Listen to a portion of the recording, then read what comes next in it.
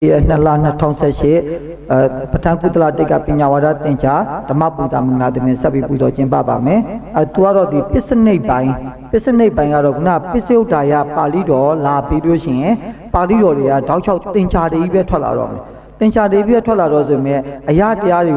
Mima, I tincha di Manamana, the city. Oga, a yard Yari, me on it, tincha you mean way on it, no? Oga, the Pisanegaro, Negoria Pisane took that tincha, we didn't talk about the machine, no? A nulo alone. Ne Pinawara, Nulum Horde, Pinawara, Nulum Hordeza, Janopia, Nida and the Piashikore, Ketuya Tata, Adamani Nawa, Dibria Data, Ada, a young Jupiter, no? A Huchanarua, Nulum Biwavi, who Pisane, Pisane Biwalogian, the Pisanegale, Dinetena, Yeji, Manalu, no doubt Pauna, a who dine, Naneliro, a chain pullman, no? I no doubt Pauna, a Yeji, no doubt Pauna, the Asab and the Yeji, non Naja, General, the Atolini, the Piaroma, Nalema, no? Alaga, a nulo, Pisanego, Piampamiro, a nulo, Shiata, Pisanego, Shiata, Pianholosian, Dinanego, Tivalosian, Tincha Nega, a tomb hole, no? Tincha Nega Lucian, the no Tincha Tipe Pio, Metulusian, no more, Tincha take on Nego Piva.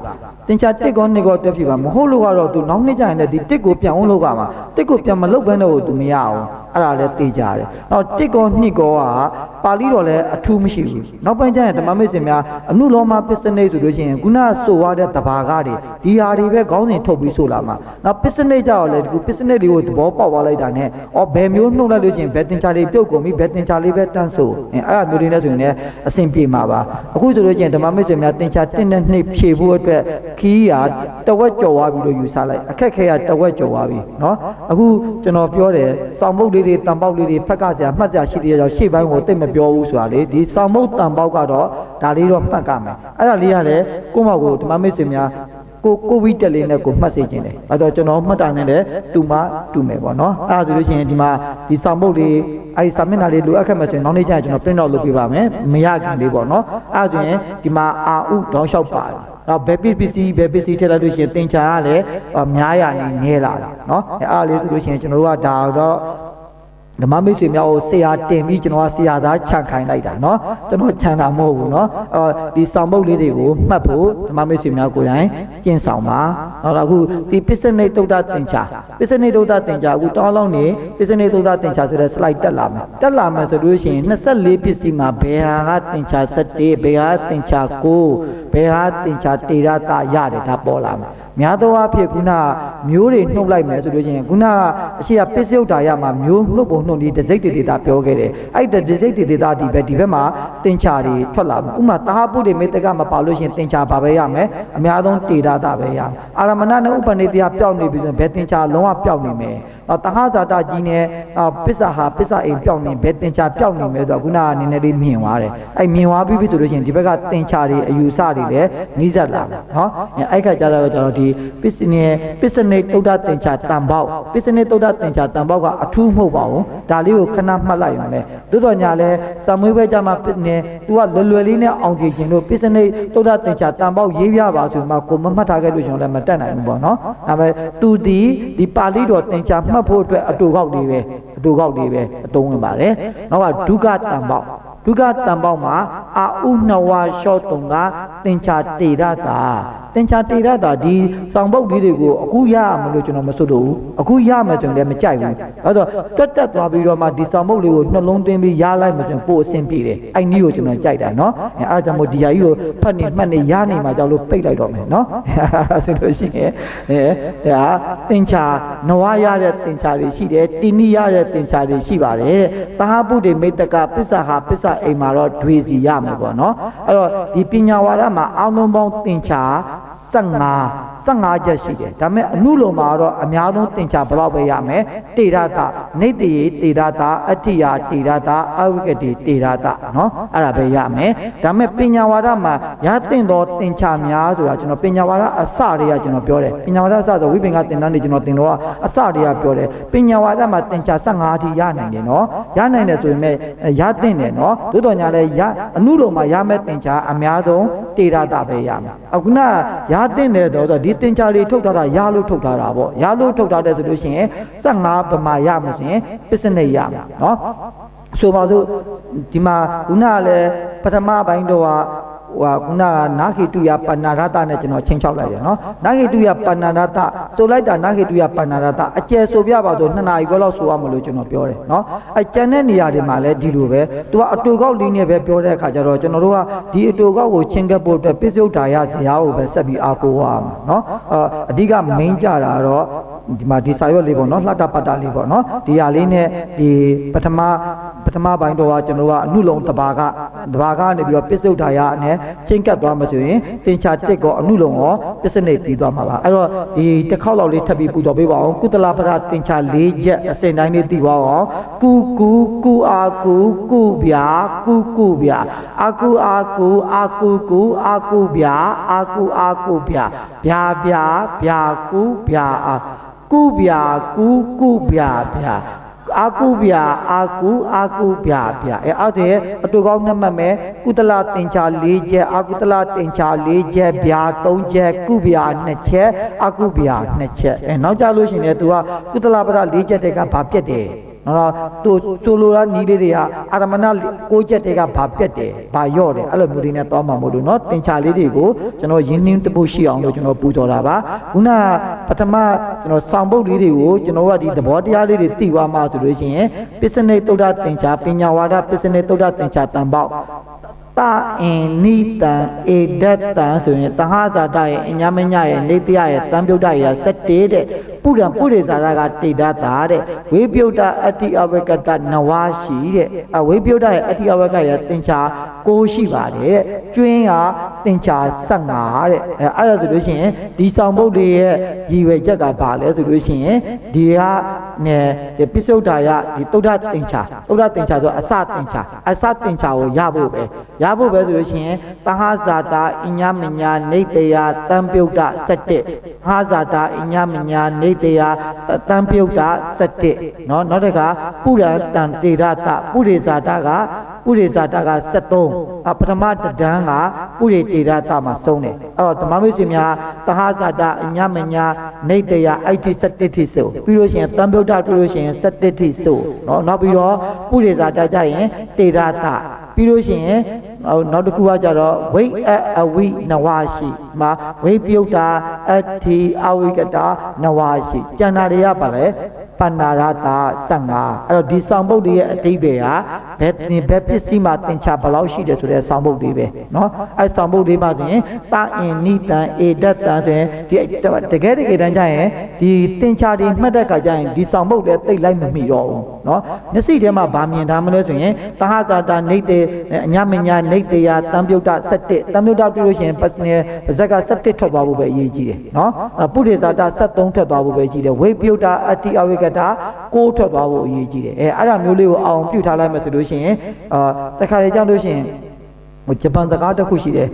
နားဆုံမှုဆိုတာလေတစ်ခုတည်းနဲ့တစ်ချိန်တည်းမှတင်အဘိဓမ္မာအနေနဲ့တော့မမှောက်ဘူးเนาะသူကတစ်ချိန်တည်းမှတင်အလုံးနှစ်ခုကိုကြံစနေတဲ့ကိစ္စမျိုးလေးတွေဒီမှာလည်းပဲပဋ္ဌာန်းမှာလည်းအဲ့လိုမျိုးလေးတွေ့ရတယ်အဘိဓမ္မာအနေနဲ့ပြောမယ်ဆိုရင်တော့မမှောက်ဘူးတစ်ချိန်တည်းမှာစိတ်နှစ်ခုတော့မဖြစ်ဘူးပေါ့เนาะအဲ့ဒါဆိုလို့ရှိရင်အခုကျွန်တော်တို့ကဒီဟာလေးဆိုသွားရင်းနဲ့သဟဇာတာအညမညာနေတရားကြရင်17ထည့်တော့မယ်တံပြုတ်တာကြရင်17ထည့်တော့မယ်เนาะပုရိဇာတာ73ထည့်တော့မယ်ဝိပြုတ်တာအတ္တိအဝိကတာ6ထည့်တော့မယ်ဆိုရင်ကျန်တာ15ကြီးပဲတောက်လျှောက်ဆိုပါเนาะ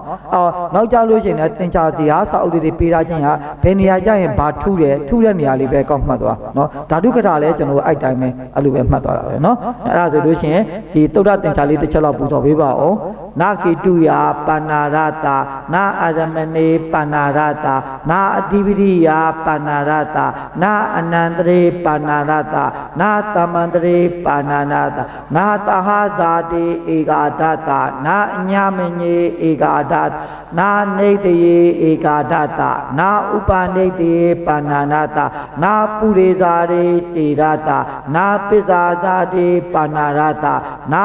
အတိဝနေပဏ္ဏရတာနာကံမေပဏ္ဏရတာနာဝိပါကေပဏ္ဏရတာနာအာဟာရေပဏ္ဏရတာနာဣန္ဒြိယေပဏ္ဏရတာနာဇာနေပဏ္ဏရတာနာမေကေပဏ္ဏရတာနာတံမြုတ်တေဧကာဒထနာဝိပယုတ်တေနဝနောအဋ္ဌိယာနဝ no natiya panarata no wikati panarata no awikati nawa အဲ့ဒါဆိုလို့ရှိရင်ခုနကကျွန်တော်တို့ဒီတဟဇာတအညမညာနေတရားတံပြုတ်တာကို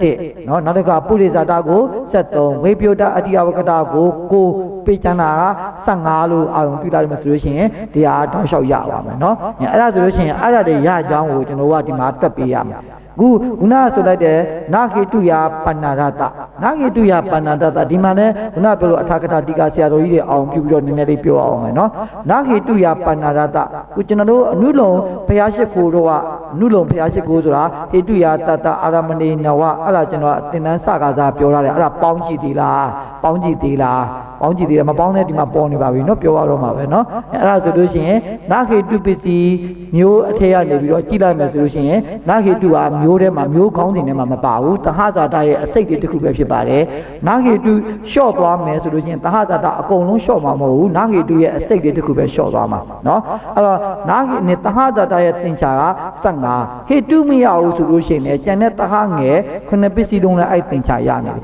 တဟငယ်တွေမရဘူးဆိုလို့ရှိရင်လည်းတဟငယ်တွေရသမျှသင်္ချာဘယ်လိုရနေသေးတယ်တဟကြီးရနေသေးတယ်ဆိုတော့ဟေတုရော့သွားလိုက်တာနဲ့သင်္ချာ15ရော့တဲ့အကြောင်းမရှိဘူးအဲ့ဒီတစ်ချက်အောင်ပြုနော်ဒါပေမဲ့ဝိပင်အနေနဲ့ပြောမယ်ဆိုလို့ရှင်တော့ဟေတုရော့သွားဆိုရင်ဟေတုတတိပြထားတဲ့တရားတွေဟောလို့မရတော့ဘူးပေါ့နာဟေတုဆိုတာပါလေဟေတုတတိမပြဘူးဟေတုတတိမပြဘူးဆိုဟေတုရဲ့သင်္ချာ9ချက်ရော့သွားတယ်ဟေတုတတိရဲ့သင်္ချာ9ချက်ရော့သွားတယ်ဆိုရင်ခုနသဟဇာတတရားမဟုတ်တော့ဘူးဒီဝိပင်ကအကုန်လုံးတရားဆိုလို့ရှိရင်အလုံးပေါင်းဝိပင်ကအကုန်လုံးဟေတုယတတအာရမဏိနဝအဓိပတိယတတအလုံးပေါင်းလိုက်မယ်ဆိုရင်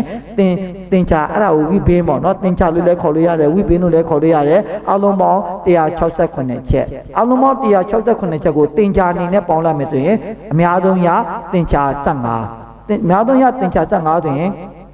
နာခေတုဆိုရင်အာရမဏအကုန်ဟောရမယ်နော်နောက်တစ်ခါတဟဇာတတဲ့မှာခေတုပစ္စည်းရလွယ်လို့ကျန်တာအကုန်ဟောရမယ်နော်ကျန်တဲ့ဥပနိတရားတွေအကုန်လုံးရမယ်ပစ္စာကံဟာအိမိတ္တက3ပစ္စည်းအကုန်ဟောရမယ်အကုန်ဟောရမယ်ဆိုလို့ရှိရင်ခုနအကုန်ဟော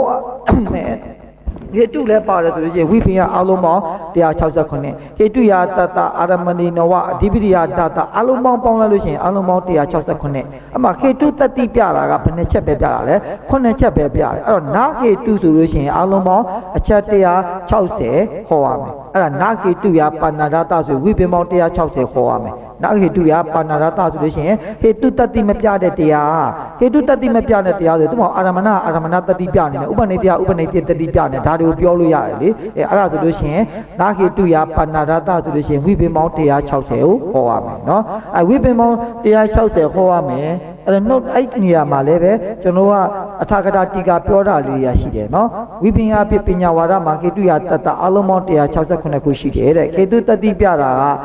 9ခုတည်းရှိတော့ကျန်တဲ့ဝိပင်160ကိုထုတ်ပေးရမယ်အဲ့တော့ကုတလောဓမ္မောကုတလတဓမ္မတာနာခေတုပစ္စေနာပစ္စယောဘယ်အစဆိုရတော့မယ်ခေတုကိုကြော်လိုက်တာနဲ့အာရမဏအစအဆုံးဆိုအာရမဏအဓိပတိအဆုံးဆိုအန္တရာအစအဆုံးဆိုဟိုအဝိကတဒီအစအဆုံးဆိုတော့ပဲအစဆုံးဆိုတော့ပဲဆိုရင်ခုနကကျွန်တော်ပြောလို့နာခေတုယပဏ္ဏရတလို့ပြောလိုက်တာနဲ့ကိုဒီမှာပါဠိတော်ကိုဖော်ပြီးဆိုလို့ချင်းဘယ်လောက်ဖြစ်သွားမလဲပြောလိုက်တာနာခေတုယပဏ္ဏရတဒီမှာစုံနေရတာ2နာရီခွဲလောက်သွားကြမယ်နော်အဲ့ဒါဆိုလို့ရှိရင်ခေတုရဲ့အစိတ်တရားလေးပဲဖြစ်တယ်ဆိုတာတဟဇာတတဲ့မှာတဟဇာတက15ပစ္စည်းတဟဇာတ15ပစ္စည်းလုံးကခေတုမဟုတ်ဘူးအဲ့တော့ခေတုဟုတ်တဲ့တရားလေးပဲဖယ်ပေးဆိုလို့ရှိရင်တဟဇာတအငယ်6ပစ္စည်းအကြီး4ပစ္စည်းအလက်4ပစ္စည်းဟာဒါနာခေတုပဲအာရမဏအကုန်လုံးနာခေတုပဲကျန်တဲ့ဒီအကုန်လုံးကလည်းနာခေတုပဲအဲ့ဆိုရင်အဲ့တော့ဒီတရားဒီအကုန်လုံးကိုဆွဲထားမှဆိုလို့ရှိရင်အဲ့ဒါဝိပင်က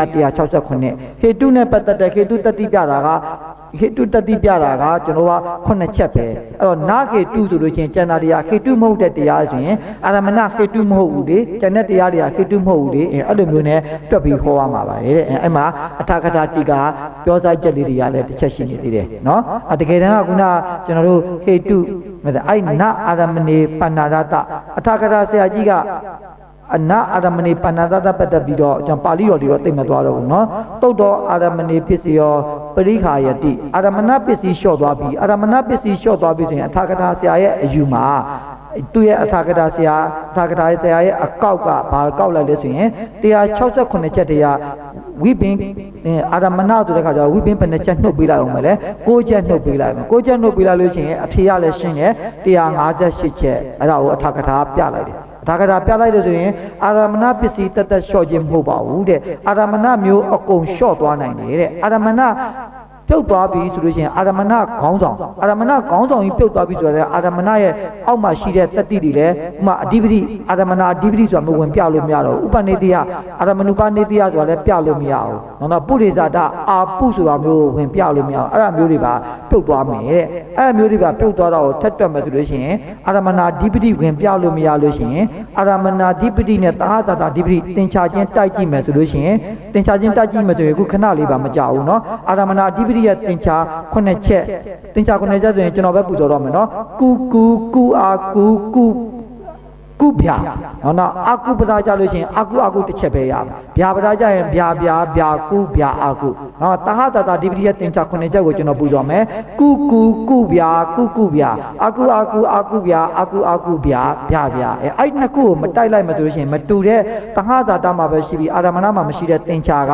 ကုအာနဲ့အာရမဏမှာရှိတယ်တဟတတာမှာမရှိတဲ့သင်္ချာကကုအာကုနဲ့ကုဗျာနော်ဗျာကုရဲ့ဗျာအာကုရဲ့မရှိဘူးတဲ့မရှိတဲ့အတွက်ကြောင့်မို့လို့ခုနက6ချက်တည်းနှုတ်တာမမှန်ပါဘူးတဲ့အောင်လုံးပေါင်း12ချက်နှုတ်မှမှန်မယ်တဲ့ဘာလို့အာရမဏပြုတ်သွားလိုက်တာနဲ့အာရမဏအဓိပတိရဲ့တတိကပြလို့မရတော့ဘူးလေတတိယပြလို့မရတော့ဘူးဆိုလို့ရှိရင်သူ့ပါလိုက်နှုတ်ပေးရမယ်တဲ့အဓိပတိအပြည့်ဟောလို့မရအောင်အဓိပတိအပြည့်ဟော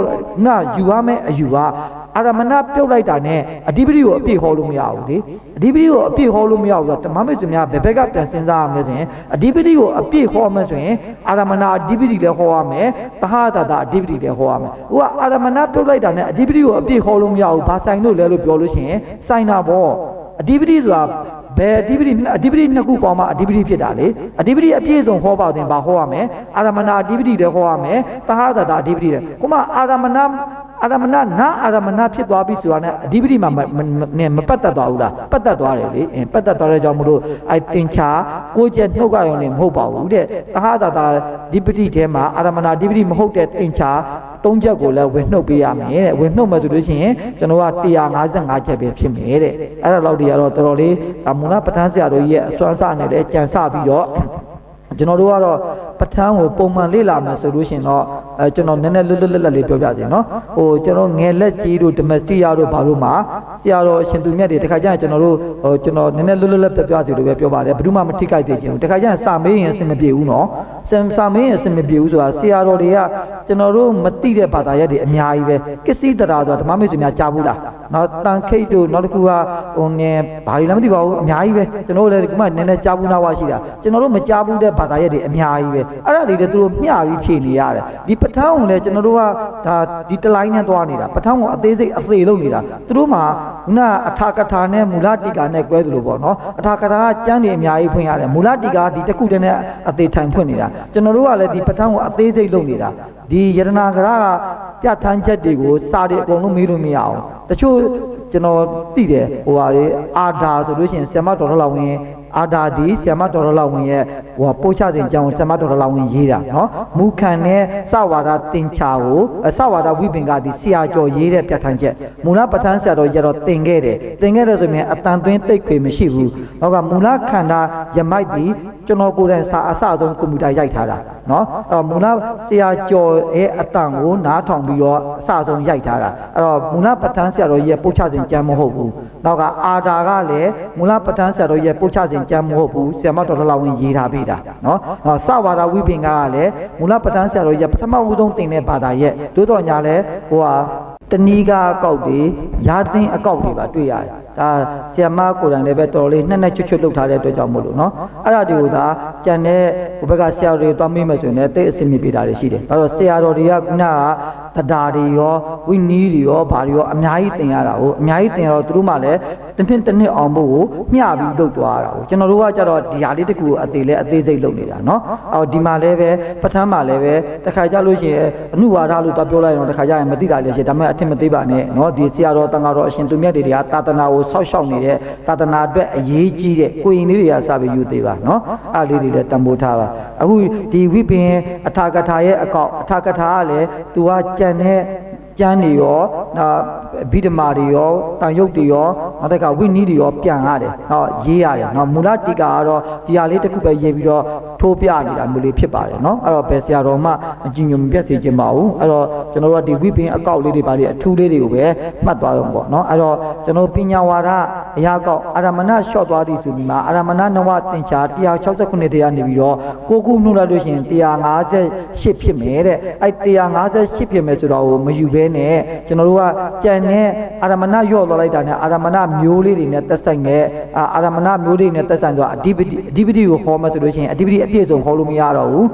တဟတတာအဓိပတိပဲခေါ်လို့ရတော့မှာအဲ့ဒါဆိုအဲ့နဲ့ဆက်တဲ့တဟတတာအဓိပတိခေါ်တဲ့သင်္ချာထဲမှာတော့သူရသွားမှာပေါ့တိုးတော်ညာလဲအာရမဏနဲ့တူနေတဲ့အာရမဏမှာမပါတဲ့သင်္ချာဒီဘက်မှာကျတော့လိုက်ပြုတ်သွားတယ်အာပုလို့ဘာလို့ကျတော့သူမပြောဘူးဘာဖြစ်လို့မပြောတာလဲဒီဘက်မှာအာပုပြုတ်တယ်ဆိုရင်ဟိုဘက်မှာဝုပုမှာခေါ်တဲ့ဒီသင်္ချာပြန်ထွက်တယ်နော်ဝဋ္ဌာမှာလည်းဒီတိုင်းပဲပြန်ထွက်တယ်အဲ့ဒါကြောင့်မလို့သူမပြောတာနော်လို့ဆိုလို့ရှိရင်ကျွန်တော်ကလည်းပဲအဓိပတိပဲထောက်ပြတယ်ဥပနိဒေယပဲထောက်ပြတယ်အာပုကြတော့ဘာလို့မထောက်ပြလဲဆိုရင်အာပုကဒီဘက်ကပြုတ်ပြီးမဲ့အဲ့သင်္ချာဒီဝုပုဘက်မှာတော့ပြန်ရှိတယ်နော်အဲ့ဒါမျိုးတွေကြောင့်ပါအဲ့ဒါဆိုရင်ကျွန်တော်တို့ကကျန်တဲ့ဒီကတနာဇေယနေပြီးတော့ပဲကျွန်တော်တို့ဒီ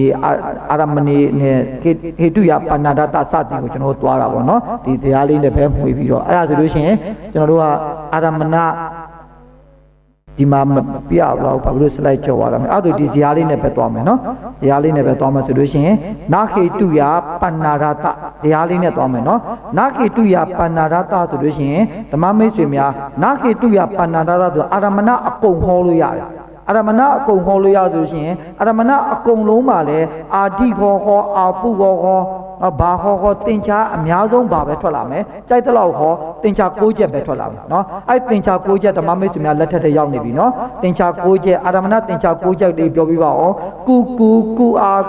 ကုဗျာအာကုအာကုအာကုဗျာဗျာကုဗျာအဲ့ဒါနာအာရမဏနာဟေတုပဲနာဟေတုဆိုရင်ဟေတုမဟောဘူးဟေတုမဟုတ်တဲ့တရားဆိုရင်ဓမ္မမိတ်ဆွေများအာရမဏအကုန်လုံးဟောလိုက်တယ်အာရမဏအကုန်လုံးဟောလိုက်တယ်ဆိုလို့ရှိရင်ကြိုက်တဲ့အာရမဏဟောပါအာရမဏမတ္တပဲဟောအာရမဏအဓိပတိပဲဟောသင်္ချာဘယ်လောက်ရတာလဲ6ချက်ဒါမဲ့တရားတော့အများကြီးပေါ့နော်အာရမဏလည်းအာရမဏမတ္တလည်းဟောရမယ်အာရမဏအဓိပတိလည်းဟောရမယ်အာရမဏုပနိတ္တိလည်းဝဋ္ဌာလည်းဟောရမယ်ပေါ့နော်ဒါမဲ့သင်္ချာ6ချက်ပဲမှတ်ထားအောင်နော်အခုတဟဇာတထဲကိုရောက်လာပြီတဟဇာတထဲကိုရောက်လာပြီဆိုရှင်နာခေတုယဆိုခေတုတော့မဟောနဲ့ခေတုမဟောနဲ့ဆိုရင်မဲ့ဟေဒီကံခာအိမ်ဇာမတ်တွေလည်းဟောရမယ်အကြီးတွေလည်းဟောရမယ်အလက်တွေလည်းဟောရမယ်အဲ့ဒါဆိုလို့ရှိရင်ဓမ္မမိတ်ဆွေများကသင်္ချာထပ်တိုးလာတော့မလားဆိုရင်ဓမ္မမိတ်ဆွေများတစ်ချက်ကြည့်လိုက်ဘယ်သင်္ချာတိုးလာမယ်အာရမဏမှာသင်္ချာ6ချက်ပဲရတာအာရမဏအကုန်လုံးဟောထည့်လိုက်တယ်သင်္ချာ6ချက်ပဲရတာဒါမဲ့ကျွန်တော်တို့ကအခုတဟဇာတာထပ်ခေါ်လိုက်ရင်အာရမဏမှာမရတဲ့သင်္ချာတိုးလာပြီပေါ့နော်အာရမဏမှာမရတဲ့သင်္ချာတိုးလာပြီဆိုရင်အာရမဏမှာမရတဲ့သင်္ချာကိုကြည့်လိုက်ရအောင်ဒီကုဗျာအာရမဏမှာရခဲ့လားမရခဲ့ဘူးကဲဟိုဟေတုရဲ့ကုဗျာတော့မဟုတ်ဘူးဒီကံဟာအိမ်ဇာမဲရဲ့ကုဗျာလည်းရှိတယ်နောက်တဟကြီးလေးရဲ့ကုဗျာလည်းရှိတယ်အဲ့ကုဗျာသင်္ချာတိုးလာပါပြီအကုသလပရမှာအာကုဗျာသင်္ချာတိုးလာပြီအဲ့တွင်ဘယ်နှချက်ရပါလဲ17ချက်ရပါပြီအဲ့ရနေပြီးတော့မှကျွန်တော်တို့ကမြင်ဟိုမှာကုဗျာအာကုဗျာသင်္ချာလည်းတိုးလာပြီအဲ့တွင်ဘယ်နှချက်ရပါလဲ73ချက်အဲ့ဒါဆိုလို့ရှိရင်သာဟတာဟောလိုက်တော့သင်္ချာ73ချက်ရပါပြီဥပနိဒေယဟောလို့လည်းမထူးဆိုတော့ဥပနိဒေယမှာတွေ့မဲ့သင်္ချာဘယ်မှာတွေ့ပြီးသားလဲအာရမဏမှာတွေ့ပြီးသားနောက်ပုရိဇာတဟောလဲမထူးကျွန်တော်နည်းနည်းလေးမိတ်ဆက်လေးပြောထားပေးတယ်ပုရိဇာတသင်္ချာအာရမဏထဲမှာရှိတယ်အာရမဏထဲမှာရှိရဆိုမယုံရင်ကြည့်လိုက်အောင်မယ်နော်ပုရိဇာတသင်္ချာပါလဲဗျာကုဗျာဘယ်မှာတွေ့ပြီးသားလဲအာရမဏထဲမှာတွေ့ပြီးသားနောက်တစ်ခါပစ္ဆဇာတသင်္ချာလဲအာရမဏထဲမှာရှိတယ် နောက်တစ်ခါကမ္မလည်းအာရမဏထဲမှာရှိတယ်အာဟာရအိန္ဒြိယလည်းအာရမဏထဲမှာရှိတယ်ဆိုတော့ခေါ်တာခေါ်နေရတယ်သိတော့မယ်သင်္ချာဘယ်နှချက်ပဲရသေးတယ်73ချက်ပဲရသေးတယ်အခုအာကိုအားထားလေးပြုပြီးတော့သဟာပုရိမိတ္တကဟောသဟာပုရိမိတ္တကလည်းနခေတုပဲလေဟေတုကဘာလေးပဲလေဟေတုဆိုတဲ့သင်္ချာ9ချက်လေးအော်ဒီသဟာပုရိမိတ္တကဟောလာလို့ရှိရင်ခုနက73ချက်လေးနဲ့ပေါင်းလာလို့ရှိရင်ပဏ္ဏရတလေးဖြစ်သွားပြီเนาะကြံတဲ့ပစ္စာဟာပစ္စာအိမ်နဲ့ဟောရမယ်သို့တော်ညာလဲသင်္ချာတိုးမလားမတိုးအဲ့တော့ဟေတုယပဏ္ဏရတလေးကိုနည်းနည်းအောင်ပြုကြည့်မယ်เนาะဒီမှာ slide ကဘယ်လိုပြုတ်နေလဲမသိဘူးเนาะနာခေတုယပဏ္ဏရတနာခေတုယပဏ္ဏရတတော့ခေတုသင်္ချာ9ချက်ကိုလုံးဝမထိနဲ့ဘာလို့ခေတုသင်္ချာ9ချက်ဒီနာခေတုဆိုလို့ရှိရင်အဲ့သင်္ချာ9ချက်မဟုတ်တော့ဘူးကြံတဲ့သင်္ချာတွေအဲ့တော့အာရမဏအကုန်ဟောအာရမဏအကုန်ဟောလို့ရှိရင်သင်္ချာ9ချက်ရမယ်6ချက်တဟဇာတမှာလည်းဟေတုမဟောနဲ့ကျန်တာအကုန်ဟောတဲ့ရတမြကျွန်တော်ကခေါင်းကန်ကြည့်မယ်တဟကြီးခေါ်လိုက်လို့ရှိရင်သင်္ချာအာရမဏမှာမရတဲ့သင်္ချာဘာထက်ရမယ်ကုဗျာအာကုဗျာကုဗျာဗျာအာကုဗျာအာကုဗျာဗျာရမယ်အဲ့တော့သင်္ချာ4ချက်အစ်စ်4ချက်တိုးတာလေပေါ့နော်အဲ့တော့ဥပနိတ္တယခေါ်တော့လေအာရမဏနဲ့အတူတူပဲမတိုးဘူးပုရိသဇာတပစ္ဆဇာတကမ္မအာဟာရအိန္ဒြိယနောက်တော့ကိုမကိုဆက်ရှိလက်ရှိလေးနဲ့တစ်ခါပြန်ကြည့်နော်ဆိုလို့ရှိရင်အဲ့ဒါလည်းဘယ်ထဲမှာပဲလဲအာရမဏထဲမှာပဲတဟပုရိမိတ္တကတိုးလိုက်ပြီဆိုလို့ရှိရင်ကုဗျာကုအာကုဗျာအာတစ်ချက်တိုးပါလို့ရှိရင်ဟေတုယပဏ္ဏရတပစ္စာဟာပစ္စာအိမ်ထပ်ပြောတော့လေဟေတုယပဏ္ဏရတပဲအဲ့ဒါဆိုလို့ရှိရင်ဟေတုယပဏ္ဏရတနောက်ကအာရမဏပစ္စယအာရမဏေပဏ္ဏရတအာရမဏလည်းပဏ္ဏရတပဲနော်အာရမဏပဏ္ဏရတကလည်းအာရမဏလေးခေါ်ကြည့်ရအောင်အာရမဏခေါ်မယ်ဆိုလို့ရှိရင်အာရမဏမျိုးအကုန်လုံးပြုတ်သွားပြီးထားလိုက်တော့နော်အာရမဏမျိုးအာရမဏဒီခေါင်းဆောင်ဆိုတော့အာရမဏတတိကုံသွားပြီဆိုလို့ရှိရင်အာရမဏတစ်မျိုးလုံးပြုတ်သွားတယ်အဲ့တကွက်လုံးကိုမဟောနဲ့တော့နော်အာတိလည်းမဟောနဲ့တော့အာပုတိလည်းမဟောနဲ့တော့နော်အဲ့ရနေပြီးတော့ကျွန်တော်တို့ကတဟဇာတဟောမယ်ဆိုရင်တဟဇာတကသင်္ချာ6ချက်တဟဇာတသင်္ချာ6ချက်တဟဇာတသင်္ချာ6ချက်ခေါ်ပြီးတော့ဥပနိတ္တယသင်္ချာ6ချက်အဲ့တဟဇာတနဲ့သင်္ချာ6ချက်နဲ့ဥပနိတ္တယ6ချက်နဲ့ပြန်ပေါင်းရင်ဘာထူးမလဲခုန73ချက်ပဲဒါပေမဲ့ပြန်ပေါင်းမယ်ပေါင်းနည်းရမထူးထူးနေတာရှိတယ်တဟဇာတ6ချက်လေးကိုအရင်ကင်ထားတဟဇာတ6ချက်ထဲမှာမရှိတဲ့သင်္ချာကိုကျွန်တော်ထောက်ပြမယ်ဒီမှာကုအကုဆိုတာမျိုးကိုတဟဇာတမှာရှိလားမရှိဘူးတဟဇာတ6ချက်ထဲမှာမရှိသေးဘူးကုအကုဆိုတာမရှိသေးဘူးเนาะနောက်တစ်ခါအကုဆိုတာလည်းမရှိသေးဘူးနော်နောက်တစ်ခုကကြတော့ကဗျာကုဆိုတာလည်းတဟတတမှာမရှိသေးဘူးဗျာအကုဆိုတာလည်းမရှိသေးဘူးမရှိသေးတဲ့အခါကျတော့အာရမဏမှာအာရမဏတဟတတမှာမရှိပြီးတော့အာရမဏမှာမရှိတဲ့သင်္ချာကိုလည်းရှာတက်ကမယ်ဆိုတာခုနကကျွန်တော်မနေ့ပိုင်းမှာဓမ္မမိတ်ဆွေများမုတ်စားနောက်ကြတာဒီဟာကိုခြေပေးနေလို့နော်ဒီဟာကိုကိုယ့်မကိုဆွဲတက်အောင်လုပ်ပေးနေလို့ဒီဟာကိုကိုယ့်မကိုဆွဲတက်သွားလို့ရှိရင်ဓမ္မမိတ်ဆွေများโอเคပါပြီအခုအာရမဏကိုအရင်ပြောအာရမဏတဟဇာတကိုပြောတဲ့အချိန်မှာအာရမဏမှာမရှိတဲ့သင်္ချာကိုပြောတတ်ကြမယ်အခုတဟဇာတကိုပြောတဟဇာတမှာမရှိတဲ့သင်္ချာကိုပြောတတ်ကြမယ်နော်အဲ့ဒါဆိုလို့ရှိရင်တဟဇာတကိုပြောတဟဇာတကိုပြောပြီးတော့မှတဟဇာတမှာမရှိဘဲနဲ့ဥပနိတ္တယပြောလိုက်တော့မှရလာတဲ့သင်္ချာကိုပြောပါအဲ့ဆိုရင်ကုအာကုဗျာ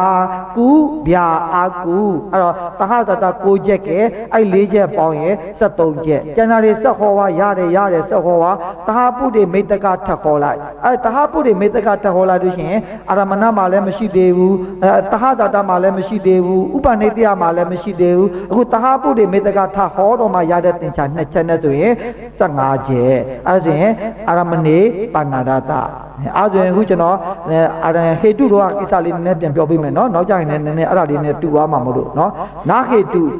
တော့အာရမဏဟောလိုက်တော့သင်္ချာ6ချက်အဲ့တော့တဟဇာတဟောလိုက်လို့ရှိရင်အာရမဏမှာမရပဲတဟဇာတမှာရမယ်သင်္ချာကကုဗျာအာကုဗျာနော်ကုဗျာအာကုဗျာ73ချက်တဟပုရိမိတ္တကဟောလိုက်လို့ရှိရင်15ချက်အဲ့ဒါမျိုးလေးကြည့်ရမှာနော်အဲ့တော့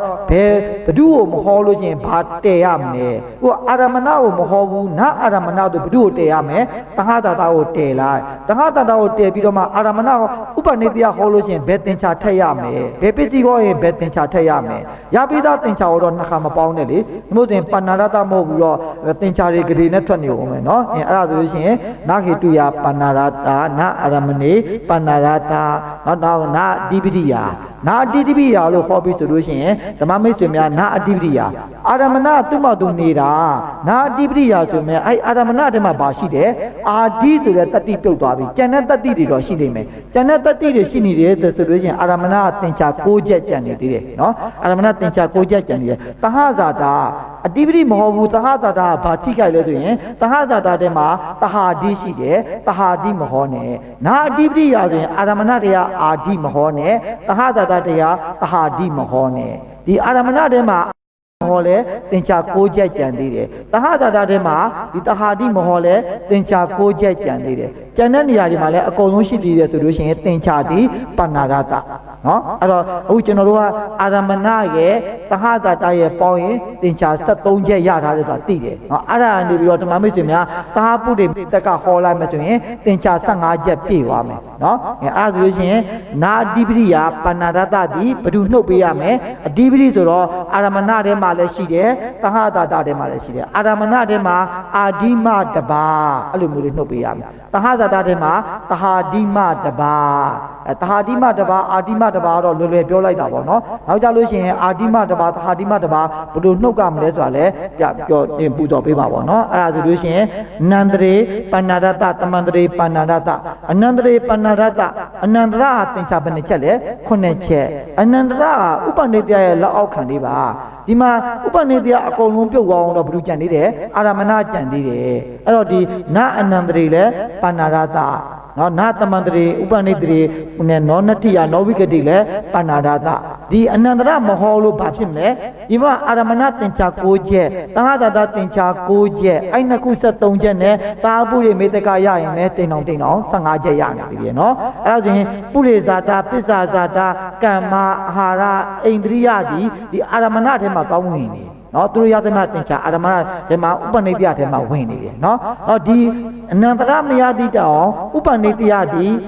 ဒီအထုပ်သူကအထုပ်ကြီးဥပနိတ္တအထုပ်အောက်မှာဘယ်လိုရှိတယ်အနန္တရထုပ်နောက်ကပကတုပထုပ်ပကတုပမှာဒီကိုသင်္ချာဘယ်နှချက်ရှိနေသေးတယ်6ချက်ရှိနေသေးတယ်အဲ့ဒါကြောင့်မလို့အနန္တရေပဏာရတတမန္တရေပဏာရတနဲ့ဟောမယ်နော်အဲ့ဒါဆိုလို့ရှိရင်ခုနကျွန်တော်တို့ကဒီမှာ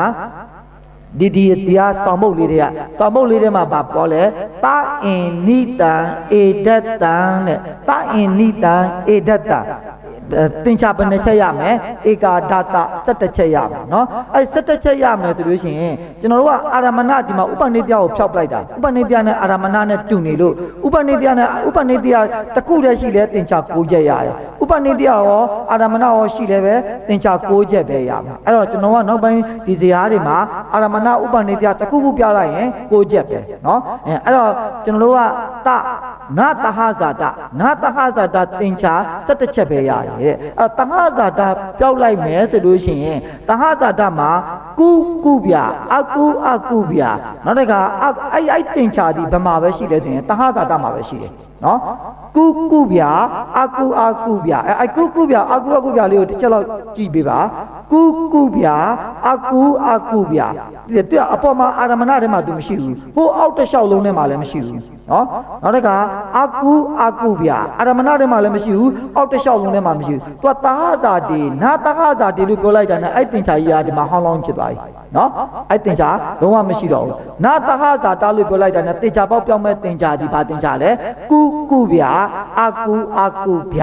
နော်နောက်တဟဇာတပျောက်လိုက်တာနဲ့မိတ္တကတဲ့ဟာတဟပုတိမိတ္တကလည်းပျောက်ပြီနော်မိတ္တကတွေကတဟပုတိမိတ္တကဒီ13312ဒီဘာနဲ့လဲတဟဇာတတတိနဲ့ကျေစုပြုထားတာလေတဟဇာတတချမ်းပဲ့သွားပြီးတော့အဲ့မိတ္တကမဖြစ်တော့ဘူးအဲ့တော့အဲ့မိတ္တကလည်းပျောက်ပြီးဆိုဘယ်သင်္ချာပျောက်မယ်ကုပြအကု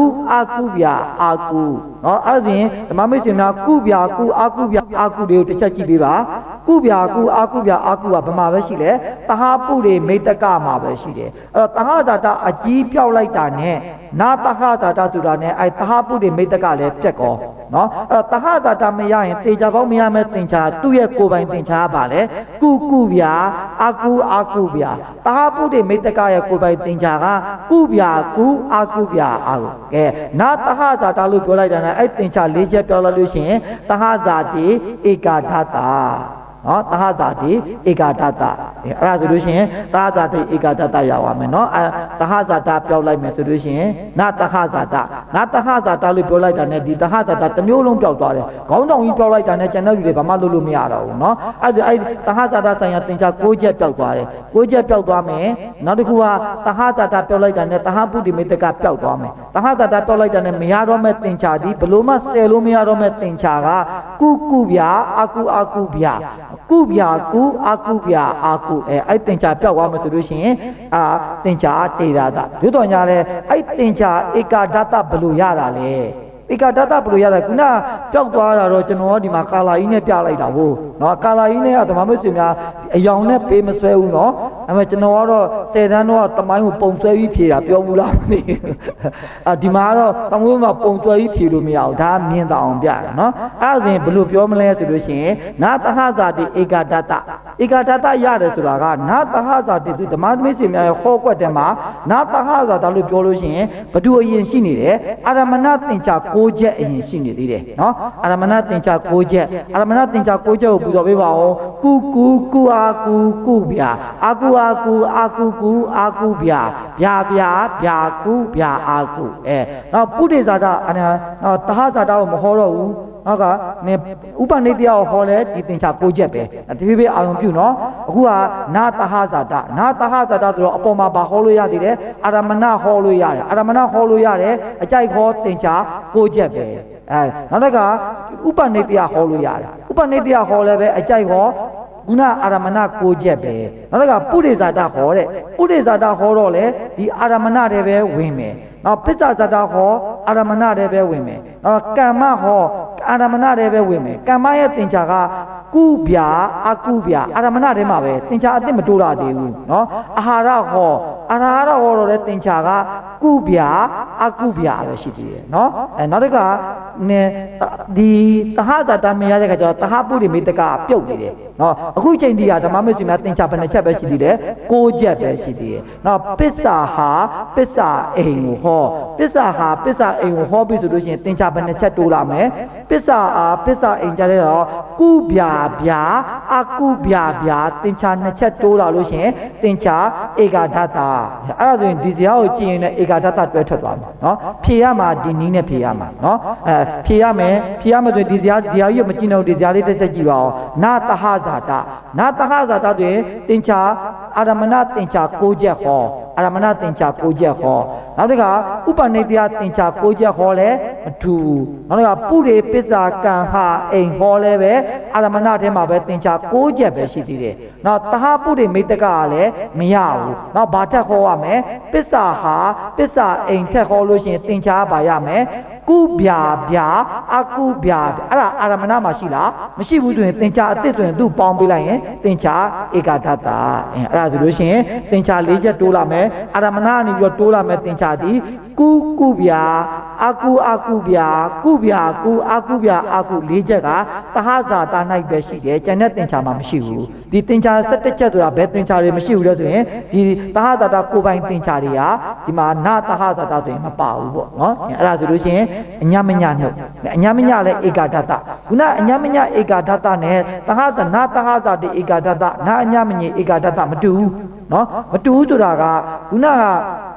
သဟဇာတနာအညမနာသဟဇာတတို့သဟဇာတဘာမှအတန်ထွက်လို့မရဘူးမနာဟေတုတဟငယ်တွေကလည်းသဟဇာတတတိဘာမှပြလို့မရဘူးအလက်တရလည်းပြလို့မရဘူးကျန်တာလည်းပြလို့မရဘူးဒါပေမဲ့နာအညမညဆိုဘာပြလို့ရတယ်သဟဇာတတရားအညမညနဲ့မဆိုင်တဲ့တရားတွေပြလို့ရတယ်နော်အဲ့တော့ဟေတုထဲမှာလည်းအညမညနဲ့မဆိုင်တဲ့တရားတွေပြလို့ရတယ်အဲ့ဒါဆိုလို့ရှိရင်ကျန်တဲ့တရားသ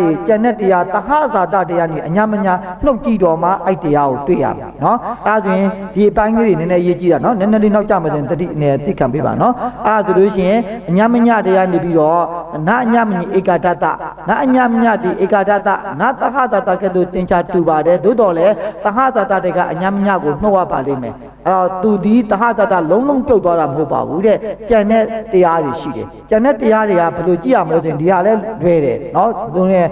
ဆိုလိုတာနီးပဲလူချင်တာတဟဇာတာရဲ့သုဒ္ဓတင်္ချာကိုဆိုမယ်ချင်းချင်းအား၎င်းချင်းချင်းနမခန္ဓာစိတ်တစားယုတ်ပရိတန်တိကမဇယုတ်အားတက်သောအလုံးစုံသောပွေတိပရိတန်တိနမခန္ဓာ၄ပါးအချင်းချင်းအား၎င်းဥပါဒါယုတ်အား၎င်းတက်သောမဟာဘုတ်၄ပါးအချင်းချင်းအားတက်သောပင်စောကာရပရိတန်တိနမခန္ဓာဒီထဲမှာအညမညတတ္တိရှိနေတာတွေကိုလိုက်ဖြုတ်ပြီးအညမညတတ္တိရှိနေတာကိုလိုက်ဖြုတ်ပြီးဆိုအညမညတတ္တိကဘာလဲဆိုရင်အချင်းချင်းအား၎င်းအချင်းချင်းနမခန္ဓာဟာတရားဝတ္ထုအား၎င်းတက်သောအလုံးစုံသောပွေတိပရိတန်တိနမခန္ဓာတစ်ချက်ချင်းကြည့်မယ်နော်အဲ့တော့ဒီမှာထဲမှာအချင်းချင်းအား၎င်းဆိုတာဒီမှာလည်းအချင်းချင်းအား၎င်းပါတယ်အဲ့ဒါအညမညတတ္တိရှိတာပေါ့နော်အညမညတတ္တိရှိနေတယ်သူကြေဝါ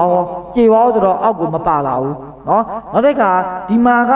စိတ်တစားရုပ်ရှိတယ်ဒီမှာကအညမညမှာစိတ်တစားရုပ်မရှိတော့စိတ်တစားရုပ်ကဘယ်ကိုရောက်လာမလဲသဟဇာတတေကအညမညနှုတ်တဲ့ထဲကိုစိတ်တစားရုပ်ဝင်လာတယ်နော်စိတ်တရားတွေဝင်လာတယ်ပထမတစ်ချက်ကနာချင်းချင်းကျေးဇူးပြုတယ်အညမညမှာလည်းနာချင်းချင်းကျေးဇူးပြုတယ်ဆိုတော့ဒီတဟဇာတတရားနာချင်းချင်းကျေးဇူးပြုတဲ့လို့ကိုခြေပလိုက်ရတယ်ကြေွားတယ်နော်အဲ့တော့စိတ်တရားရုပ်ဒီတဟဇာတမှာရှိတယ်အညမညမှာမရှိဘူးဆိုတော့ဘသူသူ့သွားကြံတာပေါ့နော်နောက်တစ်ခါတဟဇာတမှာပရိတန်တိကမဇယုတ်ရတယ်အညမညမှာကြတော့ဘာပဲရလဲဟာတရားဝတ္ထုရတယ်အဲ့တော့ဒီမှာကဟာတရားဝတ္ထုမှတပါပရိတန်တိကမဇယုတ်အဲ့ဒါဆိုရင်ပထမတစ်ချက်ကဘာရသွားလဲစိတ်တစားယုတ်ဟာတရားဝတ္ထုမှတပါပရိတန်တိကမဇယုတ်အားတက်တော့ပင်စောကဒီဘက်ကယုတ်တယ်ဆိုတဲ့အခါကျပင်စောကာရဘုံ၌အတုပဥပ္ပလေးဒွေပိဆောင်ညင်30ယဟန္တာသုတိကျင်တော့အလုံးစုံသောပွေတိပရိတန်တိနမခန္ဓာ၄ပါးနော်နောက်တစ်ချက်ချင်းကြည့်မယ်နော်ဒုတိယအချက်ဒီကဒုတိယအချက်ကြည့်မယ်နော်ဒီမှာကဘုတ်ပုတ်ချင်းအညာမညာဘုတ်ကနေဥပါဒယုတ်ကိုအညာမညာမဟုတ်ဘူးအဲ့တော့အညာမညာနှုတ်လိုက်မယ်ဆိုရင်ဒီကဘုတ်ပုတ်ချင်းအညာမညာဆိုတော့သူကြေွားမယ်ဆိုတော့ဘာကြက်မယ်ဘုတ်ကနေပြီးဥပါဒယုတ်ကိုကြက်မယ်အဲ့တော့ဥပါဒယုတ်အားတက်တော့မဟာဘုတ်၄ပါးဥပါဒယုတ်ဒီမဟာဘုတ်၄ပါးကိုအကျယ်ဆိုတာရှိတယ်နော်ဒါပေမဲ့အတူကောက်ပဲပြောမှဆိုရင်မဟာဘုတ်၄ပါးဘယ်သူကြေွားလဲမဟာဘုတ်အချင်းချင်းကြေွားတယ်နော်တတိယအချက်ဒီသဟဇာတမှာလည်းအချင်းချင်းခန္ဓာဝတ္ထုခန္ဓာအညမညမှာလည်းခန္ဓာဝတ္ထုခန္ဓာတော့လုံးဝကြေွားပြီးဒီအနှုတ်တရားတွေကိုမပါလာတော့ဘူးမပါလာတဲ့အခါကျတော့တတိယအချက်ကပျောက်သွားတယ်နော်အဲ့တော့ပထမအချက်ဒီနှစ်ခုကိုပဲတိုက်ကြည့်လိုက်တာဒီဘက်မှာကနာချင်းနော်စိတ်တရားတွေကိုကျေးဇူးပြုတယ်ပရိတန်တိကမ္မသားတွေကိုကျေးဇူးပြုတယ်အညမညမှာနာချင်းရှိတဲ့အခါကျတော့ဒီနာချင်းကြေွားတယ်သူအောက်ကိုမပါလာတော့ဘူးနော်ဒီတဟဇာတမှာစိတ်တရားရုပ်ရှိတယ်အညမညမှာစိတ်တရားရုပ်မရှိဘူးဆိုတော့စိတ်တရားရုပ်ဘယ်ကိုပါလာတယ်အဖြေကိုပါလာတယ်လို့ပြောလိုက်နော်အဖြေကိုပါလာတယ်နောက်တစ်ခါတဟဇာတမှာကပရိတန်တိကမ္မသားရုပ်အကုန်လုံးရှိတယ်အညမညမှာဘာပဲရှိတယ်ဟာတရားဝတ္ထုပဲရှိတော့ဟာတရားဝတ္ထုမှတပါပရိတန်တိကမ္မသားရုပ်ကအဖြေကိုပါလာတယ်အဲ့တော့ဒီဘက်မှာကဒီနံပါတ်ဒီအချက်မှာဒီမှာရုပ်တွေဖြစ်တဲ့ကြောင့်မလို့ဒီဘက်ကရုပ်နဲ့ဖြစ်မဲ့တရားလို့ဆိုပေးလိုက်နော်နောက်ဒုတိယအချက်မှာဘုတ်ချင်းကျေးဇူးပြုတယ်အဲ့ဒါအညမညလည်းဖြစ်တယ်အဲ့တော့ဒီမှာလည်းအညမညမှာလည်းဖြစ်တော့သူမပါလာတော့ဘူးအဲ့ဘုတ်ကနေဥပါဒယုတ်ကိုကျေးဇူးပြုတယ်အဲ့ဒါကြတော့ဒီအညမညမှာမရှိတော့အဖြေကိုပါလာတယ်နော်တတိယအချက်ခန္ဓာဝတ္ထုခန္ဓာညမညမှာလည်းခန္ဓာဝတ္ထုခန္ဓာဆိုတော့သူအဖြေကိုမပါလာတော့ဘူးကြေွားတယ်အဲ့ဒါဆိုလို့ရှိရင်သင်္ချာကဘာထွက်မလဲအယတရားတွေ့ပြီးရင်သင်္ချာတွေ့လာပြီပစ္စုပ္ပန်မှာရုပ်တည်ရှိနေစေတသာရုပ်ရှိတယ်ဆိုရင်ဘာသင်္ချာထွက်မယ်ကုဗျာအကုဗျာဗျာထွက်နော်ဗျာ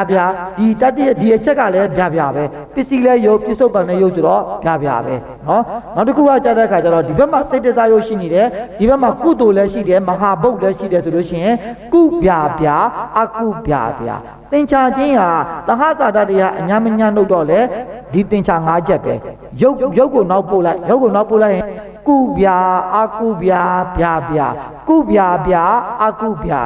တံပြုတ်တာနှုတ်လဲဒီသင်္ချာပဲတွေ့မယ်တိုးတော့ညာလဲတရားချင်းတူလားမတူဘူးအဲ့ဒါလေးတစ်ချက်သတိထားနော်အခုဒီဟာလေးကိုကြည်အောင်တစ်ချက်ပြန်ပြောမယ်နော်ဒီမှာပထမတစ်ချက်မှာနာချင်းကျေးဇူးပြုတာကိုအညမညမှာလည်းရှိတဲ့ကြောင့်မို့သူကြေွားတယ်နော်စေတသာယုတ်ဒီတဟကြီးမှပဲရှိတယ်အညမညမှာမရှိဘူးဆိုတော့သူအဖြေရတယ်နော်နောက်တစ်ခါဒီတဟကြီးမှာကပရိတန်တိကမ္မဇယုတ်အကုန်လုံးရတယ်အညမညမှာဟာတရားဝတ္ထုပဲရတော့ဟာတရားဝတ္ထုမှတပါပရိတန်တိကမ္မဇယုတ်ကအဖြေရတယ်အဖြေရတော့ဒီဘက်မှာရုပ်တွေဆိုတော့ဒီဘက်ကတရားကိုအလုံးစုံသောပုတိပရိတန်တိနမခန္ဓာ၄ပါးလို့ပြောလို့မရဘူးရုပ်ကိုဖြစ်စေမဲ့တတ္တိတွေကိုဖျောက်ပေးရမယ်ရုပ်မဖြစ်စေမဲ့တတ္တိတွေကိုဖျောက်ပေးရမယ်နော်ဒုတိယအချက်ကဘုတ်ချင်းကျေးဇူးပြုတာရဲ့ ဘုရားနေဥပါဒယုတ်ကိုကျေးဇူးပြုတာအညာမညာမှာပါရှိတယ်ဘုအချင်းချင်းကျေးဇူးပြုတာရှိတော့သူ့ကိုခြေလိုက်မယ်ဆိုရင်ပါကြမယ်ဥပါဒယုတ်ကတက်တော့မဟာဘုတ်ကြံတတိယနေတဟကြီးလည်းပါတယ်အညာမညာမှာလည်းပါတော့သူကြေသွားတယ်နော်အဲ့တော့အရာတရားဒီနှစ်ချက်ထွက်လာတယ်ပိဿုပံမှာစိတ်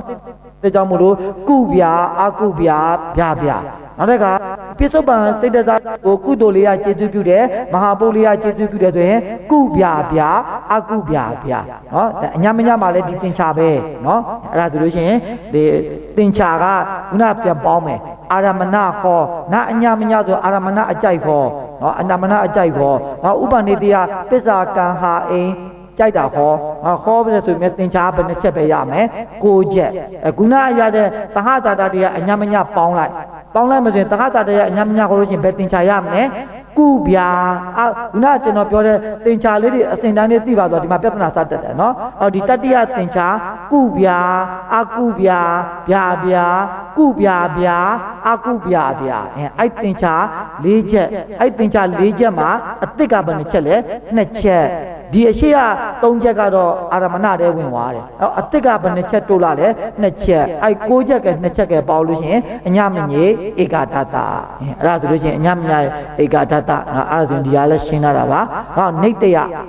နေတယေခုနဘာနဲ့ဧကတတဘယ်နှခုဆိုမလဲသဟဇာတဆိုမယ်အညမညဆိုမယ်နေတယေဆိုမယ်တံပြုတ်တေဆိုမယ်အခုနေတယေဧကတတနေတယေဧကတတဆိုရင်နေတယလို့ပြောလိုက်တာနဲ့နေတယဒီသဟကြီးတဟကြီးဆိုတော့တဟတတမျိုးအကုန်ပြုတ်ပေါ့တဟတတမျိုးအကုန်ပြုတ်ပေါ့တဟတတမျိုးနေတယကလည်းပုရိဇာတကိုလည်းသူကအုပ်ချုပ်ထားတယ်အုပ်ချုပ်ထားတယ်ဆိုတော့ပုရိဇာတလည်းပြုတ်ပေါ့ဒီမြက်ကတဟပုရိမိတ္တကကတော့တဟဇာတပြုတ်တယ်သူလိုက်ပြုတ်တယ်ပုရိဇာတပြုတ်တယ်သူလိုက်ပြုတ်တယ်သူလိုက်ပြုတ်တော့ဓမ္မမိတ်ဆွေများဒီတဟပုရိမိတ္တကပြုတ်လို့ရှိရင်နည်းနည်းအားကိုးလေးပဲ့သွားတယ်နော်သူတေချာဘောက်ကသူဗာမရတော့ဘူးလေကုဗျာကုအကုဗျာအကုမရတော့အဲ့တော့ကျွန်တော်တို့က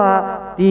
နေတယပြုတ်လိုက်တာတဲ့နေတယရဲ့အနွယ်လေးတွေကိုလိုက်ကြည့်မယ်နေတယရဲ့အနွယ်လေးတွေကဘာမှရှိလဲဆိုရင်အာရမဏထဲမှာရှိမယ်အာရမဏထဲမှာ तू ကနေတယတို့ဝေပြုတ်တာတို့ကဝိဋ္ဌာဆိုတဲ့နာမည်လေးနဲ့ပဲခေါ်တော့ဝိဋ္ဌာဓမ္မနာမတပါအလုံးစုံတော့အာရမဏပစ္စည်းဆိုရင်သင်္ချာ6ချက်နော်သင်္ချာ6ချက်ဒီတဟတာတကတော့လုံးဝဟောလို့မရတော့ဘူးနော်တဟတာတကလုံးဝဟောလို့မရလိုက်တာနဲ့တဟတာတလုံးဝဟောလို့မရလိုက်တာနဲ့တဟတာတရဲ့မူပိုင်သင်္ချာပါလေကုဗျာကုဗျာအကုဗျာလုံးဝပြတ်သွားပြီနော်တဟတတမရပဲနဲ့တဟတတမရတော့တဟပုရိမေတ္တကလည်းမရအောင်တဟပုရိမေတ္တကမရတော့ဘယ်သင်္ချာလဲကျင်းတည်ပြတ်သွားလဲကုဗျာကုအကုဗျာအကုကလည်းကျင်းတည်ပြတ်သွားတော့အဖြေကအဲ့မှာတရား7တို့တော့ညာလဲကျွန်တော်ကသင်္ချာပေါင်းပေးရမယ်ဆိုလို့ရှိရင်အာရမဏမှာနေတယမရတဲ့ခါကျတော့ဝဋ္ဌာဆိုတာလေးမရအောင်ဝဋ္ဌာမရတော့ဝဋ္ဌာဓမ္မနာမတပါအလုံးစုံသောအာရမဏပစ္စည်းတွေသင်္ချာ6ချက်ရနေသေးတယ်သင်္ချာ6ချက်ရနေသေးတယ်နောက်တစ်ခါဥပနိတယဟောတော့လဲဒီသင်္ချာ6ချက်ပဲမပို့လာသေးဘူးနေပစ္စာကံဟာအိမ်ကြီးပေါင်းတော့လဲသင်္ချာ6ချက်မပို့လာသေးဘူးနောက်ကသင်္ချာ17ချက်ကဘယ်မှာဖြစ်နေတာလဲသင်္ချာ17ချက်ကသဟဇာတမရတော့ကျွန်တော်တို့ကဒီမှာပစ္စာဟာပစ္စာအိမ်မှာကုဗျာဗျာအကုဗျာဗျာအစ်စ်လေး2ခုဝင်လာမယ်ဆိုလို့ရှိရင်သင်္ချာ17ချက်ရပါမယ်နော်နောက်တစ်ခုကနာဥပနိတယေပဏ္ဏဒတနာဥပနိတယေပဏ္ဏဒတကတော့ဥပနိတယဖြုတ်လိုက်ပေါ့ဥပနိတယဖြုတ်လိုက်လို့ရှိရင်ဘယ်သူကြံသေးတယ်အာရမဏကြံသေးတယ်အာရမဏတော့အကုန်မဟုတ်ဘူးနော်အာရမဏထဲမှာဥပနိတယဝင်ပါထားတာလေးရှိသေးတယ်ဘယ်သူလဲအာရမဏုပနိတယအာရမဏုပနိတယမှာတပါအာရမဏပစ္စည်းသင်္ချာ6ချက်ကြံသေးတယ်တဟဇာတလည်းကိုရှိနေသေးတယ်ကြံတာလည်းရှိနေတယ်ဆိုရင်ဥပနိတယေပဏ္ဏဒတနော်နောက်တစ်ခါပုရိဇာတိတေရတပုရိဇာတိကတခုလည်းပြောတာနော်ဧကတတဘယ်နှခုလဲနှမိတ်မှတ်မိတလို့ပါလောလောဆယ်မှတ်မိသေးလဲပြဿနာမရှိဘူးနော်တဟဇာတာအညမညာနေတယတံပယုတ်တာပုရိဇာတိတေရတနောက်ကဝေပယုတ်တာကေအတ္တိရဲ့အာဝိကတရေယနဝကျန်တာကပဏ္ဏဒတပုရိဇာတိနဝပုရိဇာတိတေရတပုရိဇာတိတေရတကပုရိဇာတလို့ပြောလိုက်တာနဲ့ဒီပုရိဇာတတိုင်ပြောက်ကောနော်ပုရိဇာတတိုင်ပြောက်တယ်ပဲဓမ္မမိတ်ဆွေများအာမငယ်နဲ့ပုရိဇာတတိရုပ်ရှိဟာဆိုတော့သင်္ချာပါလေဗျာကုဗျာ သူမရှိလည်းပဲဘယ်လိုရှိသေးတယ်အာရမဏရှိနေသေးတယ်နော်အာရမဏမှာအာပုတ္တိလေးပဲပယ်သေးတာနော်အာပုတ္တိလေးပဲပယ်သေးတာတဟဇာတာပြောဟောခဲ့သလိုတဟပုရိမိတ္တကနှစ်ချက်မရအောင်တဟပုရိမိတ္တကနှစ်ချက်မရလိုက်တယ်နဲ့တေကြတာကဘယ်တင်ချလုံးဝမရတော့ဘူးလေကုဗျာကုအာကုဗျာအာကုမရတော့ဘူးဆိုရင်ပုရိဇာတိတေတာတပုရိဇာတာတေတာတကတော့လွယ်လွယ်လေးသာမှတ်လိုက်တော့ပုရိဇာတိတေတာတဆိုရင်ဘယ်လိုမရဘူးလေတဟပုရိမိတ္တကမရဘူးအဲ့ဒါဆိုလို့ရှိရင်တေတာတပဲဒါပေမဲ့အရာတရားအပြည့်စုံပြောရမယ်ဆိုရင်တော့အကုန်လုံးလိုက်ပြောရမှာလေပုရိဇာတာအာရမဏဓမ္မဘယ်လိုရှိလဲအာပုမတပါအာရမဏပစ္စည်းနောက်တကပုရိသတာနာပုရိသတာတော့ပုရိသတာလုံးဝထက်မပြောနဲ့တော့ကျန်တဲ့တရားတွေပြောပါဦးမယ်နော်နာပုရိသတွေတေရတာနာပစ္ဆာသာတွေပါဏာရတာပစ္ဆာသာတာကတော့ဒီတစ်ချက်ပဲအဲ့တစ်ချက်ပြုတ်တယ်အဲ့ဒီပစ္ဆာသာတာရဲ့သင်္ချာလေးပြောပါအောင်ပစ္ဆာသာတာဆိုရင်နာငါရှိရပစ္ဆာသာတာဆိုရင်နာငါရှိရဆိုရင်ကုဗျာအကုဗျာဗျာဗျာပုရိဇာတာပစ္ဆာဇာတာပြုတ်တယ်အဲ့သင်္ချာဘယ်မှာရှိနေလဲ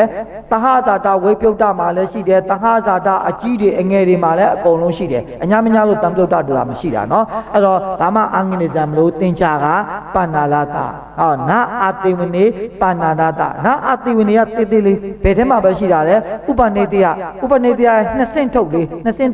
ဥပနိတယထဲမှာဘယ်သူထဲမှာရှိရလဲအနန္တရထဲမှာရှိမယ်ဒီအာတေဝနာရဲ့သင်္ချာကကုအာကုဗျာကြိုက်တဲ့နေရာမှာရှိတယ်ဥပနိတယမှာလည်းရှိတယ်ကျန်တဲ့နေရာမှာလည်းရှိတော့နာအာတေဝနေပါဏာရတာနော်နာကံမေပါဏာရတာကမ္မက၄နေရာလိုက်ရှုပ်တာနော်၄နေရာလိုက်ရှုပ်တာဆိုကြည့်မယ်၄နေရာလိုက်ရှုပ်တာဆိုကြည့်မယ်ဆိုရင်အာရမဏထဲမှာမရှိဘူးတဟဇာတာထဲမှာဘယ်လိုနှုတ်ပေးရမလဲတဟဇာတာကမ္မမတဘာအလုံးစုံသောတဟဇာတာပစ္စည်းအနန္တရထဲမှာရှိတယ်အနန္တရကမ္မမတဘာအနန္တရပစ္စည်းနောက်တော့ပကတုပကမ္မမတဘာပကတုပပစ္စည်းနော်နောက်တကဘလဝတုပ္ပလနာအဲ့ကတဘာလို့ပြောလို့မရဘူးသူလုံးဝပြောလို့မရဘူးနော်ဒါပြောလို့မရဘူးဆိုမြဲသူသင်္ချာကဘာသင်္ချာလဲကုဗျာအကုဗျာအဲ့ဒါကျန်တဲ့နေရာမှာအများကြီးရှိတယ်เนาะတူတယ်ပါဏာရတပဲเนาะနာဝိပါကေပါဏာရတနာဝိပါကေကဗျာပါနာဝိပါကေကဘယ်ထဲမှာပဲရှိတယ်တဟတာတာထဲမှာပဲရှိတယ်ဝိပါကမတဘာလုံးစုံသောတဟတာတာပစ္စည်းအဲ့ဒါဆိုလို့ရှိရင် तू ကလည်းပါဏာရတဗျာခုနအများကြီးမျိုးအဖြစ်46မျိုးတောင်ရတာအဲ့တော့ဗျာတစ်ခုတည်းဆိုရင်45ချက်ရသေးတယ်เนาะအဲ့ဒါဆိုလို့ရှိရင်ဗျာသည်ပါဏာရတနာအာဟာရေပါဏာရတနာအာဟာတွေကိုဘယ်မှာလျှော့ပေးမယ်နာအာဟာရကိုတဟဇာတာထဲမှာနာအာဟာရမတဘာအဲ့လိုရေးရတယ်နော်နာအာဟာရမတဘာအလုံးစုံတော့တဟဇာတာပစ္စည်းဒါကျွန်တော်ရတဲ့ချွင်းချက်လေးတွေပဲလိုက်ပြောနေတာနော်အရာတရားအပြည့်စုံပြောမယ်ဆိုရင်အာရမဏပစ္စည်းအလုံးစုံတော့အာရမဏပစ္စည်းဒီဆိုရိုးလေးတော့ကျွန်တော်တစ်ခေါက်ဆိုပြအောင်မယ်နော်အလုံးစုံတော့အာရမဏပစ္စည်းနာအာဟာရမတဘာတဟဇာတာပစ္စည်းအလုံးစုံသောအနန္တရူပပစ္စည်းအလုံးစုံသောပကတုပပစ္စည်းလုံးစုံသောပုရိဇာတာပစ္စည်းအလုံးစုံသောပစ္ဆာဇာတာပစ္စည်းလုံးစုံသောဘလဝတုပလာနနကဏိကကမ္မဟုတ်လားအာဟာရလုံးစုံသောဘလဝနနကကမ္မပစ္စည်းသူ့ကိုဖြတ်ပြလိုက်နော်ရုပ်အာဟာရကိုမရဘူးပေါ့နော်ရူပဇီဝိတ္တိယပစ္စည်းတဟပုရိမေတ္တက3ပစ္စည်းအတူကောက်လေးရေးလိုက်တော့နော်အဲ့ဒါဆိုလို့ရှိရင်ကျွန်တော်ကနာအာဟာရေပါဏာရတအာဟာရကိုဘယ်တရားလျှော့မယ်တဟဇာတအငယ်တဲ့ကိုအလုံးနာအာဟာရမတဘာအလုံးစုံသောတဟဇာတပစ္စည်းနောက်ဒီတစ်ခွက်ကိုတော့လုံးဝဖြုတ်ပြလိုက်ပေါ့ရုပ်အာဟာရနော်ရုပ်အာဟာရဗျပဲနော်နောက်ကဣန္ဒြိယေပါဏာရတဣန္ဒြိယကိုဘယ်မှာလျှော့မယ်ဣန္ဒြိယကို3ခွက်လျှော့ရမယ်နော်ခုနအရှိအဝါခွက်လေးတည်းမှာလည်းမှတ်မိနော်ဣန္ဒြိယဘယ်နေရာမှာပါလဲဣန္ဒြိယမှာတဟတိမ်မှာပါတယ်ပုတိမ်မှာပါတယ်ရူပဇီဝိတ္တိယပါတယ်အဲ့ဒါတွေလည်းလျှော့အဲ့ဒါတဟဇာတာတရားဘယ်လိုလျှော့မယ်အလုံးစုံသောနာဣန္ဒြိတရားကိုနာဣန္ဒြိယမှတပါနောက်တစ်ခါပုရိသတာထဲမှာပုရိသတိန္ဒြိယမှတပါနောက်တစ်ခါရုပ်ဣန္ဒြိယတော့အကုန်လုံးပြုတ်တယ်နော်အဲ့ဒါဆိုလို့ရှိရင်လည်းပါဏာရတဇာနေပါဏာရတမက်ကေပါဏာရတဘယ်တရားပဲလျှော့မယ်တဟဇာတာတရားပဲလျှော့ကျန်တဲ့နေရာမရှိဘူးနောက်ဒီမှာတံပြုတ်တာလျှော့မယ်တံပြုတ်တာလျှော့လို့ရှိရင်ခုနကဘာနဲ့တူတယ်လို့ပြောတာလဲအညာမညာနဲ့တူတယ်လို့ပြောတာလေလျှော့ပုံလျှော့နည်းအရာမဲ့တရားတော့မတူဘူးနော်ဒီမှာဟိုဟာဆ iam ယူတဲ့ဆ iam ယူဆိုတာဆ iam ယူတော့ကျွန်တော်ပြောနေဆ iam ယူဆိုတာဆ iam ယူတော့တင်ကိုပဲပြောတာကျွန်တော်လည်းအခွေရထန်ကနေကြဆ iam ယူတော့တင်အခွေပဲကြည့်တယ်နော်အဲ့တော့ဆ iam ယူတော့တင်ပြောသလိုမျိုးပဲဒီမှာပ ပါတဲ့ဟာတွေကိုတဲ့အလွတ်တော်နဲ့လိုက်ကြက်နေတာတဲ့ဆိုလို့ရှိရင်ဒီလိုနှုတ်တက်ဖို့ကိုသူကြိုက်တယ်တဲ့အဲ့လိုနှုတ်တက်တော့မှပဲကြိုက်တဲ့ချိန်အဖြေမှန်ရမယ်ကိုမတော်နဲ့တစ်ခုနဲ့တစ်ခုရောသွားလိုက်လို့ရှိရင်မရဘူးတခါကျရင်ပဋ္ဌာန်းတွေဖြေတယ်ဖြေနိုင်ရတာနဲ့အမှတ်မရဘူးသူနည်းနည်းလေးတွေကတ်လွဲနေတာတွေရှိတယ်နည်းနည်းလေးကတ်လွဲလိုက်တာနဲ့လည်းအဘိဓမ္မာမှာအမှတ်ပေးလို့မရတဲ့သဘောလေးလည်းရှိတယ်နော်အဲ့ဒါဆိုလို့ရှိရင်တုံတက်ဖို့နည်းလေးကိုအောင်ပြုပါအဲ့ဒါဆိုရင်တဟကြီးတွေကနေတံပြုတ်တာနှုတ်မယ်တဟကြီးတွေကတံပြုတ်တာဒီဟာတော်တော်လေးလွယ်တယ်အဲ့ဒါလေးကိုပဲအောင်ပြုလိုက်အော်ဒီလိုနှုတ်တာလေးဆိုပြီးတော့သိသွားစေခြင်းတယ်နော်အဲ့တော့တဟကြီးလေးချက်တဟကြီးကိုပူဇော်ပေးပါအောင်အချင်းချင်းအားလည်းကောအချင်းချင်းနာမခန္ဓာစိတ်တစားယောပရိသန္တိကမ္မစားယောအာတတ်သောအလုံးစုံသောပွေတိပရိသန္တိနာမခန္ဓာ၄ပါးအချင်းချင်းအားလည်းကောဥပါဒယောအားလည်းကောတတ်သောမဟာဘုတ်၄ပါးအချင်းချင်းအားတတ်သောပင်စောကာရပရိသန္တိနာမခန္ဓာဟာတရားဝတ္ထုရပြီနော်နည်းနည်းကြာလာပြီဆိုအတန်လေးလည်းနည်းနည်းမာလာတယ်နော်အဲ့တရားနေပြီးတော့မှကျွန်တော်တို့တံပြုတ်တရဲ့တတ္တိလေးပဲလိုက်နှုတ်တံပြုတ်တရဲ့တတ္တိလေးကဘယ်မှာပဲရှိလဲအချင်းချင်းဒီဘက်နံပဲရှိတဲ့ခါကျတော့ပထမတစ်ချက်တည်းကဒီနံချင်းချင်းကျေးဇူးပြုတာလေးကိုနှုတ်ပေးလိုက်မှဆိုရင်ပါကြမယ်စိတ်တစားယောပရိသန္တိကမ္မစားယောအာတတ်သောဒီဘက်ကရုပ်ပဲထွက်တဲ့ခါကျတော့ရုပ်နဲ့ညီအောင်ရေးပေးလိုက်နော်နောက်ဒုတိယအချက်ဒီတံပြုတ်တမှာရှိလားမရှိဘူးဆိုရင်သူဒီအဖြေတွေကိုတန်းဆင်းမယ်နော်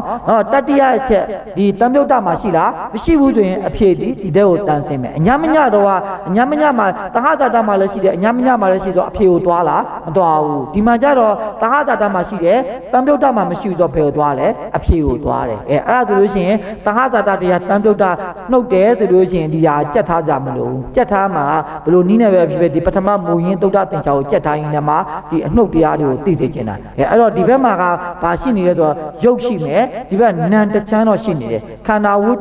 ထုခန္ဓာတော့ရှိနေတယ်သို့တော်ညာလဲခန္ဓာဝတ္ထုခန္ဓာကလည်းဗျာထဲမှာပဲဝင်မယ်အဲ့တော့သင်္ချာဒီရုပ်ကိုအဓိကထားပြီးတွက်မှဆိုလို့ရှိရင်ကုဗျာအကုဗျာဗျာနော်ဒီဘက်ကစိတ်တစားရုပ်လေးကိုကုသိုလ်ကကျေစုပြုသလိုမဟာဗုဒ္ဓလေးကလည်းပေါင်းပြီးကျေစုပြုမယ်ဆိုရင်ကုဗျာ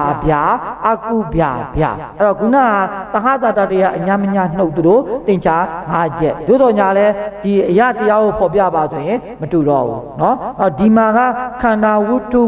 ခန္ဓာဒီဘက်မှာနံတချမ်းတော့ရောက်သွားတာရှိတယ်သို့တော်ညာလဲသင်္ချာကတော့ဗျာပဲနော်အဲ့ဒါဆိုလို့ရှိရင်သဟတာတရားတံပြုတ်တာနှုတ်နော်အဲ့ဒါဆိုလို့ရှိရင်သဟတာတရားဝေပြုတ်တာနှုတ်သဟတာတရားဝေပြုတ်တာနှုတ်တော့မသင်္ချာကဝေပြုတ်တာကနဝနော်အဲ့နဝကိုလည်းတွက်ပေးရမယ်သဟဇာတတရားဝိပုဒ္ဓနှုတ်မယ်သဟဇာတမဆုခိုင်းရတော့အတန်တရားမာနေလို့နော်အဲ့ဒါဆိုလို့ရှိရင်သဟဇာတအကြီးတနည်းတော့သုံးပစ္စည်းဆိုတာကလေပထမတစ်ချက်ဒုတိယတစ်ချက်တတိယတစ်ချက်အဲ့ဒါကိုပြောတာနော်သုံးပစ္စည်းအဲ့ထဲကနေပြီးတော့မှဝိပုဒ္ဓတတ္တိတွေကိုလိုက်နှုတ်လိုက်ဝိပုဒ္ဓတတ္တိလေးတွေလိုက်နှုတ်လိုက်ဆိုရင်ဒီထဲမှာကဒီဘက်ထဲမှာနံကြီးပဲရှိတယ်နံကြီးပဲရှိတဲ့အခါကျတော့ဒီဘက်ထဲမှာဝိပုဒ္ဓဖြစ်ခြင်းရုပ်ကြီးပဲထားတော့မှာပေါ့ရုပ်ကြီးပဲထားတော့မယ်ဝိပုဒ္ဓရဲ့ပစ္စည်းကဒီဘက်မှာစိတ်တစားယုတ်ပရိသန္တိကမ္မစားယုတ်ရှိတယ်အဲ့ထဲကနေပြီးတော့မှအဲ့ဒါသဟဇာတတရားစိတ်တစားယုတ်ပရိသန္တိကမ္မစားယုတ်နှုတ်ပေးလိုက်လို့ရှင်ဘာကြမယ်အချင်းချင်းအားတက်တော်ဆိုဒီဘက်ကနံပဲနံတန်နေပဲကြမယ်နော်အဲ့တော့ဒုတိယအချက်ဒီအချင်း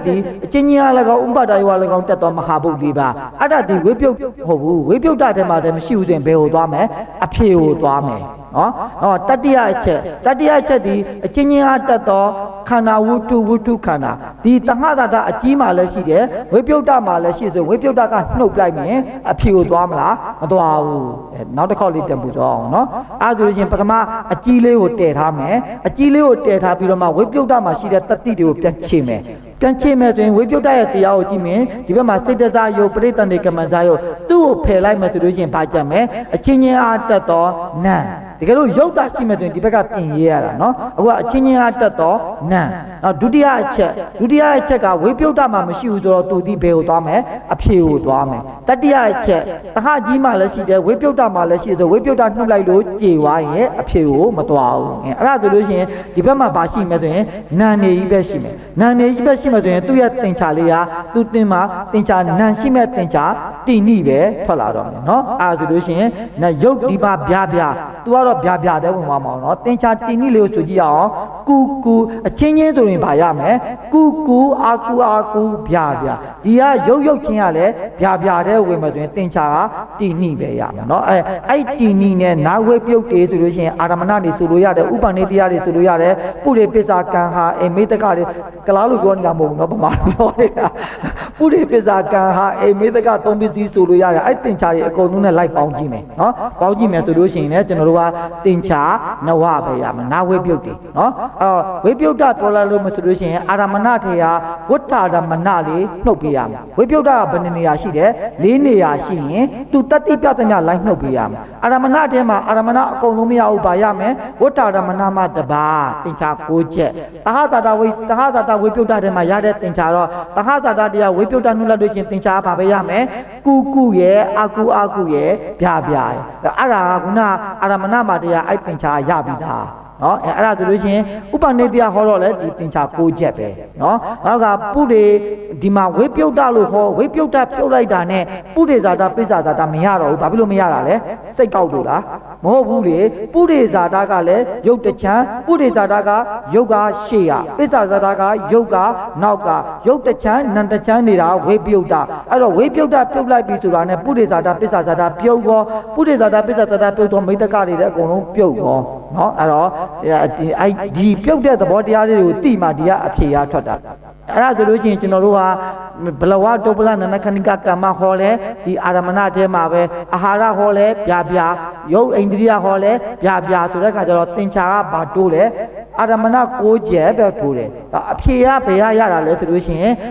သဟဇာတတရားသဟဇာတဝေပြုတ်တာကိုနှုတ်လိုက်လို့ရှိရင်သင်္ချာကဘာသင်္ချာပဲရတာလဲသင်္ချာကခုနကဒီမှာလေသဟဇာတဝေပြုတ်တာတဲ့သဟဇာတတရားဝေပြုတ်တာနှုတ်လိုက်တော့သင်္ချာက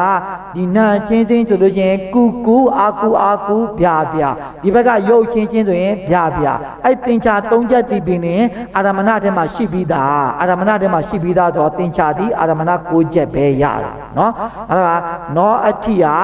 နဝနောအဝိကတိနဝဆိုမယ်နော်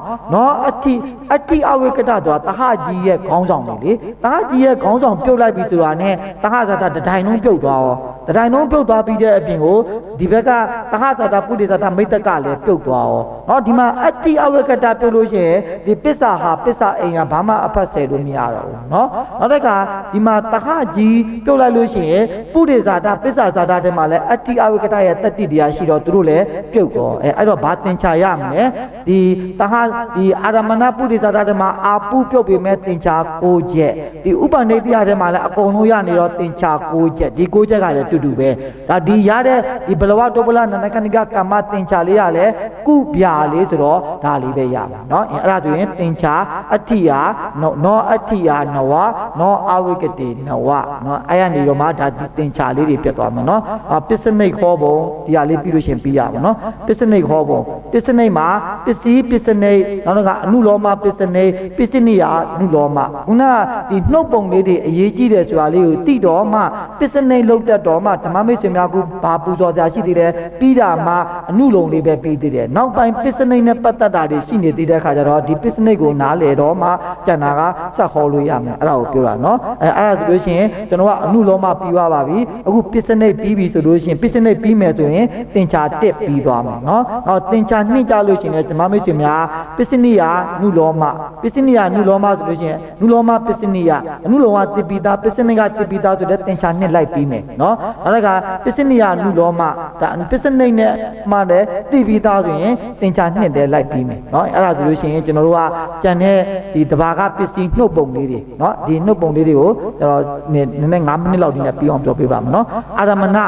ရမဏထေကနေပြီးတော့နောက်နေ့ကျရင်လည်းနည်းနည်းပြန်ပြောပြပါမယ်အာရမဏထေကဘာနှုတ်เสียရှိတယ်ဆိုရင်မျိုးတူမှနှုတ်လို့ရတယ်မျိုးတူမှနှုတ်လို့ရမယ်ဆိုရင်အာရမဏအဓိပတိနှုတ်ပေးမယ်ပေါ့နော်အာရမဏအဓိပတိနှုတ်ပေးမယ်ဆိုရင်အာရမဏမတ္တကိုအရင်ယူထားပါဦးမယ်အာရမဏမတ္တကကာမ54ဝိညာဉ်3နေဝါ3အဘိညာဉ်တွေလောကုတ္တရာစိတ်8ခုအားတက်တော့89 52ယုတ်28နိဗ္ဗာန်အာရမဏမတ္တသည်ပစ္စည်းတရားပညာမပါတဲ့အာယုံပစ္စုပန်တရားကပညာကိုဧကံပြုတဲ့အာယုံကဖယ်ထားလို့ဒီအာယုံတရားသူသည်အဓိပတိတက်တာမတက်တာဘာမှမပြောဘူးဒီမှာကြားတဲ့အခါကျတော့အဓိပတိတက်တော်တရားဒီအာယုံထဲမှာကျွန်တော်တို့ကအာရ မဏတရားနေပြီးတော့အာရမဏအဓိပတိနှုတ်ပေးလိုက်မယ်ဆိုလို့ရှိရင်ဒီဘက်တရားဘာကြံမလဲဆိုရင်ဧကံအာရုံပြုတဲ့တရားပဲဖက်ပေးရမယ်ဧကံအာရုံပြုတဲ့တရားကတော့ဒီမှာကတော့ဧကံပဲအာရုံပြုဘလို့ပဲအာရုံပြုယူထားတာဒီမှာကြားတဲ့အခါကျတော့ဒီအဓိပတိတက်ပြီးအာရုံပြုတဲ့တရားဆိုပါတော့ဒီထဲမှာကာမ54ထဲမှာလောဘမှုရှိတယ်နော်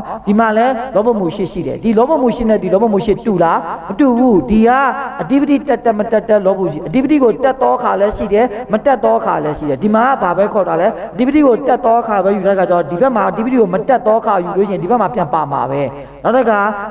မဟာကုသိုလ်မဟာကရိယာဒီမှာအဓိပတိဒီထဲမှာလည်းရှိတယ်ဒီမှာကြားတဲ့အခါကျတော့အဓိပတိတက်တော့ခါပဲရှိတယ်မတက်တော့ခါမပါဘူးအဲ့တော့မတက်တော့ခါဘယ်ပါလာမလဲဒီ54တဲ့ပြောင်းဝင်မယ်နောက်ကဒီမှာဝိညာဉ်3နေဝါ3ဝအဓိပတိမတက်ဘူးမတက်တော့သူအဖြေထဲမှာပဲပြန်ကြမယ်နော်လောကုတ္တရာရှိကတော့သူအဓိပတိတက်တယ်အဓိပတိတက်မှဖြစ်မယ်ဆိုတဲ့အခါကျတော့သူကဒီအနှုတ်တရားထဲမှာမပါလာတော့ဘူးနော်အဲ့ဒါဆိုလို့ရှိရင်ဒီတရားဒီအလေးမြတ်မပြုတ်တတ်သောတရားကာမစိတ်54ဝိညာဉ်3နေဝ3အဘိညာဉ်တွေအားတက်သောအလေးမြတ်မပြုတ်အပ်သောဒီဘက်ကအာရမဏမတ္တတရားနော်အဲ့ဒါဆိုလို့ရှိရင်ဓမ္မမိတ်ဆွေများဒီမှာနိဗ္ဗာန်ကိုအလေးမြတ်ပြုတ်တတ်သောပြုတ်အပ်သောထဲမှာထည့်ပါလားဆိုလို့ရှိရင်ဒီဘက်ကလောကုတ္တရာရှိကအဓိပတိတက်ပြီးအလေးမြတ်အောင်ပြုလို့ရှိရင်နိဗ္ဗာန်တရားအဲ့ဒါဆိုရင်ဒီနိဗ္ဗာန်ကိုဘုရားအောင်ပြုတယ်လို့လေဒီကာမ54တရားဆိုလို့ရှိရင်မနောတော်ဝိဇံကအာယုံပြုသေးတယ်သူဒီအဓိပတိတက်ပြီးအာယုံပြုတာမဟုတ်ဘူးเนาะကြံစတော့အဖြစ်ပဲအာယုံပြုတယ်ဆိုလို့ရှိရင်ဒီဘက်မှာနိဗ္ဗာန်ပါတယ်ဒါပေမဲ့ဒီဘက်မှာကျတော့အရတရားဘာဖြစ်သွားမလဲအလေးအမြတ်မပြုတ်အပ်တော့တရားအာယုံတရားเนาะဒီဘက်ကတရားကတော့ဒီလောကုတ္တရာ8ပဲဖယ်ပြီးတော့ပြန်ကောက်လိုက်တာပဲเนาะအဲ့ဒါဆိုလို့ရှိရင်ဝဋ္ဌဓမ္မနာနှုတ်မယ်ဝဋ္ဌဓမ္မနာနှုတ်မယ်ဆိုလို့ရှိရင်ဒီထဲမှာဝဋ္ဌဓမ္မနာဆိုတာအစိတ်သေးသေးလေးအစိတ်သေးသေးလေးဆိုတော့ဒီထဲမှာစိတ်စေတသိက်ရှိနေတယ်ရုပ်လည်း28ပါးရှိနေတယ်ရုပ်28ပါးထဲမှာလည်းအတုတွေအစစ်တွေလည်းရှိတယ်ဝဋ္ဌဓမ္မနာအာဟတရားဝတ္ထုတွေလည်းရှိသေးတယ်အဲ့ထဲမှာဗာလေးတစ်ချက်ပဲကောက်ထားလာတယ်ဝဋ္ဌဓမ္မနာပစ္စည်းဆိုတာမရဏတဏ္ဍအခါမှာဖြစ်တဲ့ဟာတရားဝတ္ထုတွေသူ့ကိုဖယ်ပြီးကျန်တာအကုန်လုံးလာလို့ရှိရင်ရသွားပြီနော်အဲ့ဒီဘက်ကတရားကလည်းဒီဝဋ္ဌဓမ္မနာမှာတပါကျန်တဲ့ပစ္စည်းတွေကိုအောင်ပြုနိုင်တာကဒီအာရမဏမတ္တမှာအောင်ပြုတဲ့တရားတွေအကုန်လုံးကအောင်ပြုနိုင်တယ်အဲ့ဒါဆိုလို့ရှိရင်အာရမဏပစ္စည်းမှာဝဋ္ဌဓမ္မနာနှုတ်တဲ့တရားနော်အဲ့ဒါဆိုလို့ရှိရင်ကျန်တဲ့အာပုနှုတ်တဲ့နေရာမှာတော့နည်းနည်းလေးတတိထားရတယ်အာပုနှုတ်တယ်ဆိုတာကအာပုရိဇာတအဲ့မှာပုရိဇာတနှုတ်တာဒီသူကပစ္စုပန်ကိုနှုတ်တာပုရိဇာတဆိုတာကျွန်တော်တို့ကစကုဝိညာဉ်တွေကဘု து အောင်ပြုလဲဆိုပစ္စုပန်ရူပါယုံကိုအောင်ပြုတာအဲ့ကကြားတဲ့ခါကျတော့အာရမဏထဲမှာအတိတ်အနာဂတ်ပစ္စုပန်တွေကအကုန်လုံးရှိနေရောအဲ့တော့ပစ္စုပန်ကာလနဲ့ဆိုင်တဲ့ကိစ္စတွေကိုပြန်နှုတ်ပေးမယ်ဆိုလို့ရှိရင်ကျွန်တော်တို့ကအဲ့ထဲကဘာနှုတ်ပေးရမလဲဆိုရင်ကာမ41ပဲကျန်တယ်အဲ့41ကျန်တာကဘာနှုတ်ပေးရမလဲဆိုရင်ဒွေပင်စာဝဉ္ဉ္30နဲ့မနောဓာတ်3ဒီပိစာဝဉ္ဉ္30ကပစ္စုပန်ရူပါယုံတတ္တယုံကဏ္ဍယုံရတ္တယုံတွေအောင်ပြုတယ်မနောဓာတ်3ကဘု து အောင်ပြုလဲပစ္စုပန်ပစ္စုပန်ရူပါယုံကိုအောင်ပြုတယ်เนาะအဲ့ဒါကြောင့်သူတို့ကပစ္စုပန်ဆိုင်ရာတွေပုရိသတာပုရိသတာနှုတ်မယ်ဆိုလို့ရှိရင်ပစ္စုပန်ဆိုင်ရာတတ္တိတွေကိုနှုတ်ပေးရမယ်ဆိုလို့ရှိရင်ကျွန်တော်က41ပဲကြာမယ်41ကဘာနှုတ်ပေးလိုက်တာလဲရွေးပင်စာဝဉ္ဉ္30နဲ့မနောဓာတ်နှုတ်ပေးလိုက်တော့41ကြာမယ်အဲ့41ကိုအရာတရားရေးမယ်ဆိုရင်ဝီတိလေးထဲမှာကိုမကိုရွေးပင်စာဝဉ္ဉ္30နဲ့အဲ့မနောဓာတ်3ကိုလိုက်ဖယ်ရေးလိုက်မယ်ဆိုရင်အရာတရားဒီမနောဒရဝိဇံကာမဇော29တတယုံအားတက်တော်သူဘက်ကအာပုကိုရေးပြလိုက်ရုံပဲเนาะအဲ့ဒါဆိုလို့ရှိရင်တဟဇာတတရားနှုတ်တာဒီဟာလေးနှုတ်ရှင်ရပါပြီเนาะတဟဇာတတရားနှုတ်တဟဇာတတဲမှာတဟဇာတ၄ချက်လုံးဆိုမယ်အဲ့ဒီကနေတော့မှဟေတုဝဘာလာမလဲသမယုတ်တခန္ဓာတာရိစေတဇယုတာရိပရိတဏိကမ္မဇယုအားတက်တော်ဟိတ်6ပါဆိုင်ရာ၄ဘက်နှုတ်ကမယ်ဆိုရင်အလုံးစုံသောနမခန္ဓာ၄ပါးတရားနေတော့ဟိတ်6ပါပဲနှုတ်ပါမှာเนาะအဲ့တော့ဒီမှာကအချင်းချင်းအားလည်းကောင်းအချင်းချင်းနမခန္ဓာစေတဇယုပရိတဏိကမ္မဇယုအားတက်တော်ဟိတ်6ပါးမှတပါအလုံးစုံသောပွေတိပရိတဏိနမခန္ဓာ၄ပါးเนาะနောက်ဒုတိယအချက်မှာဟေတုကနှုတ်လို့ရလားမရဘူးဆိုလို့ရှိရင်အဲ့တိုင်းလေးပဲပြန်ရေးတာပဲเนาะတတိယအချက်မှာလည်းဟေတုကနှုတ်လို့မရဘူးဆိုလို့ရှိရင်အဲ့တိုင်းလေးပဲပြန်ရေးတာပဲသို့တော်ညာလဲဒီဘ ဘက်မှာကျတော့ဟိတ်6ပါးထဲမှာဟိတ်6ပါးလုံးပရိသန္တိနာမခန္ဓာမှာရှိမှာမရှိဘူးလောဘဒေါသမောဟဒီပင်စောကာရဝိဘက်မှာမရှိဘူးဝိဘက်မှာဘာမရှိဘူးလဲလောဘဒေါသမရှိဘူးဝိဘက်မှာဘာပဲရှိမယ်အလောဘအဒေါသအမောဟဆိုတဲ့ဟိတ်3ပါးပဲရှိတယ်เนาะအဲ့တော့တဟကြီးတွေကတဟငယ်နှုတ်မယ်ဆိုရင်ဒီပုံစံနဲ့နှုတ်မယ်เนาะအဲ့ဒါတဟကြီးတွေကတဟငယ်နှုတ်မယ်ဆိုရင်ပထမတစ်ချက်တည်းကဘာလုပ်မလဲအချင်းချင်းအား၎င်းချင်းချင်းနာမခန္ဓာစိတ်တစားယုတ်ပရိသန္တိကမ္မဇယုတ်အားတက်တော့ဒီဘက်ကဟိတ်6ပါးမှတပါးနောက်ကတရကိုမှတပါးအလုံးစုံသောပွေတိပရိသန္တိနာမခန္ဓာ4ပါးတဟတတအကြီးရဲ့ဒုတိယအချက်ဒီအငယ်မှာမရှိဘူးငယ်မှာမရှိတော့သူ့တိုင်းပဲရေးမယ်ချင်းချင်းအား၎င်းဥပါဒယောအား၎င်းတက်တော့မဟာဘုတ်4ပါးအဓိပတိယမှာလွယ်လို့ကျန်တဲ့အချက်ဒီတတိယအချက်ရှိတယ်တတိယအချက်ဆိုတာပရိသန္တိနဲ့ပတ်သက်နေလို့အဓိပတိမှာတော့မရှိဘူးเนาะအချင်းချင်းအားတက်တော့ပင်စောကာရပရိသန္တိမှာပရိသန္တိဟိတ်3ပါးပရိသန္တိဟိတ်3ပါးမှတပါးပစ္စောကာရပရိသန္တိနမခန္ဓာဟာတယဝုထုเนาะဒီထဲမှာကဟိတ်6ပါးလုံးနှုတ်ဆရာမလို့သူနဲ့ပတ်သက်တဲ့ဟိတ်ကဘာပဲရှိမယ်ဟိတ်3ပါးပဲရှိမယ်ဟိတ်ပတ်သက်တဲ့ဟိတ်ကဟိတ်3ပါးပဲရှိမယ်เนาะအဲ့ဒါဆိုရင်အဓိပတိနှုတ်တာလေးတစ်ချက်ကြည့်လိုက်အောင်เนาะအဓိပတိနှုတ်မယ်အချင်းချင်းအား၎င်းအချင်းချင်းနမခန္ဓာစိတ်တစားယုတ်ပရိသန္တိကမ္မဇယုတ်ဟာတက်တော့အလုံးစုံသောပွေတိပရိသန္တိနမခန္ဓာ4ပါးအဖြေရပါရမယ်အချင်းချင်းအား၎င်းချင်းချင်းနမခန္ဓာစိတ်တစားယုတ်ပရိသန္တိကမ္မဇယုတ်အားတက်တော့အဓိပတိတရားကို4ပါးမှတပါးအလုံးစုံသောပွေတိပရိသန္တိနမဒုတိယအချက်ကအဲ့တိုင်းပဲရမယ်နော်တတိယအချက်ကြတဲ့အခါကျတော့ဒီအဓိပတိကဘာနှုတ်ရမလဲအချင်းချင်းအားတက်တော့ပင်စောကာတာပရိသန္တိနမခန္ဓာဟာတယဝုထုသူကအဓိပတိမှာကမရှိဘူးလေအဓိပတိမှာမရှိတော့တဟတာတမှာရှိသမျှဒီအဓိပတိဒီအနှုတ်တရားအဖြစ်တရားမှာဒီတိုင်းပဲရမှာပေါ့ဘာလို့အဓိပတိကဘာမှမနှုတ်နိုင်တာပဲဟာယူနော်အဲ့ဒါဆိုလို့ရှိရင်အညာမညာနှုတ်တာကပြောပြီးပြီနော်နောက်တစ်ခေါက်လေးပေါ့နော်အညာမညာကအညာမညာကိစ္စနာချင်းချင်းကိစ္စလေးနှုတ်လိုက်တော့ဒီမှာပထမအချက်မှာပါကြတယ်စိတ်တစားယောဟာတယဝုထုမှတပါပရိသန္တိကမနောက်ဒုတိယအချက်ဒီမှာဘုတ်ချင်းချင်းကျေသူဘုရားကသဟဇာတမှာလည်းရှိတယ်အညာမညာမှာလည်းရှိတယ်ဆိုတော့ဒီဘက်ကဘုတ်ဒီဘက်ကဥပါဒယုတ်ပဲကြက်မယ်နော်တတိယအချက်ကခန္ဓာဝုထုခန္ဓာကသဟဇာတမှာလည်းရှိတယ်အညာမညာမှာလည်းရှိတယ်ဆိုတော့ကြေသွားတယ်နော်နောက်ပြီးတော့သဟဇာတသဟဇာတတရားသဟဇာတတရားနေတရားလို့ဘာလို့နှုတ်လို့မရပါဘူးတဲ့။နောက်ဝိပါက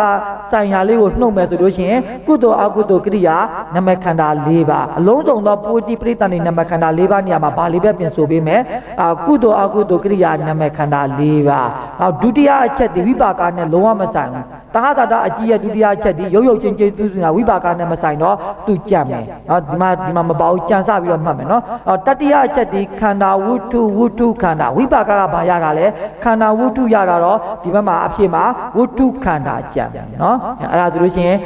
အာဟာရအိန္ဒြိယဇာနာမေကကြလို့ရှိရင်ခုနအခေတုမှာပြောသူလိုမျိုးပဲ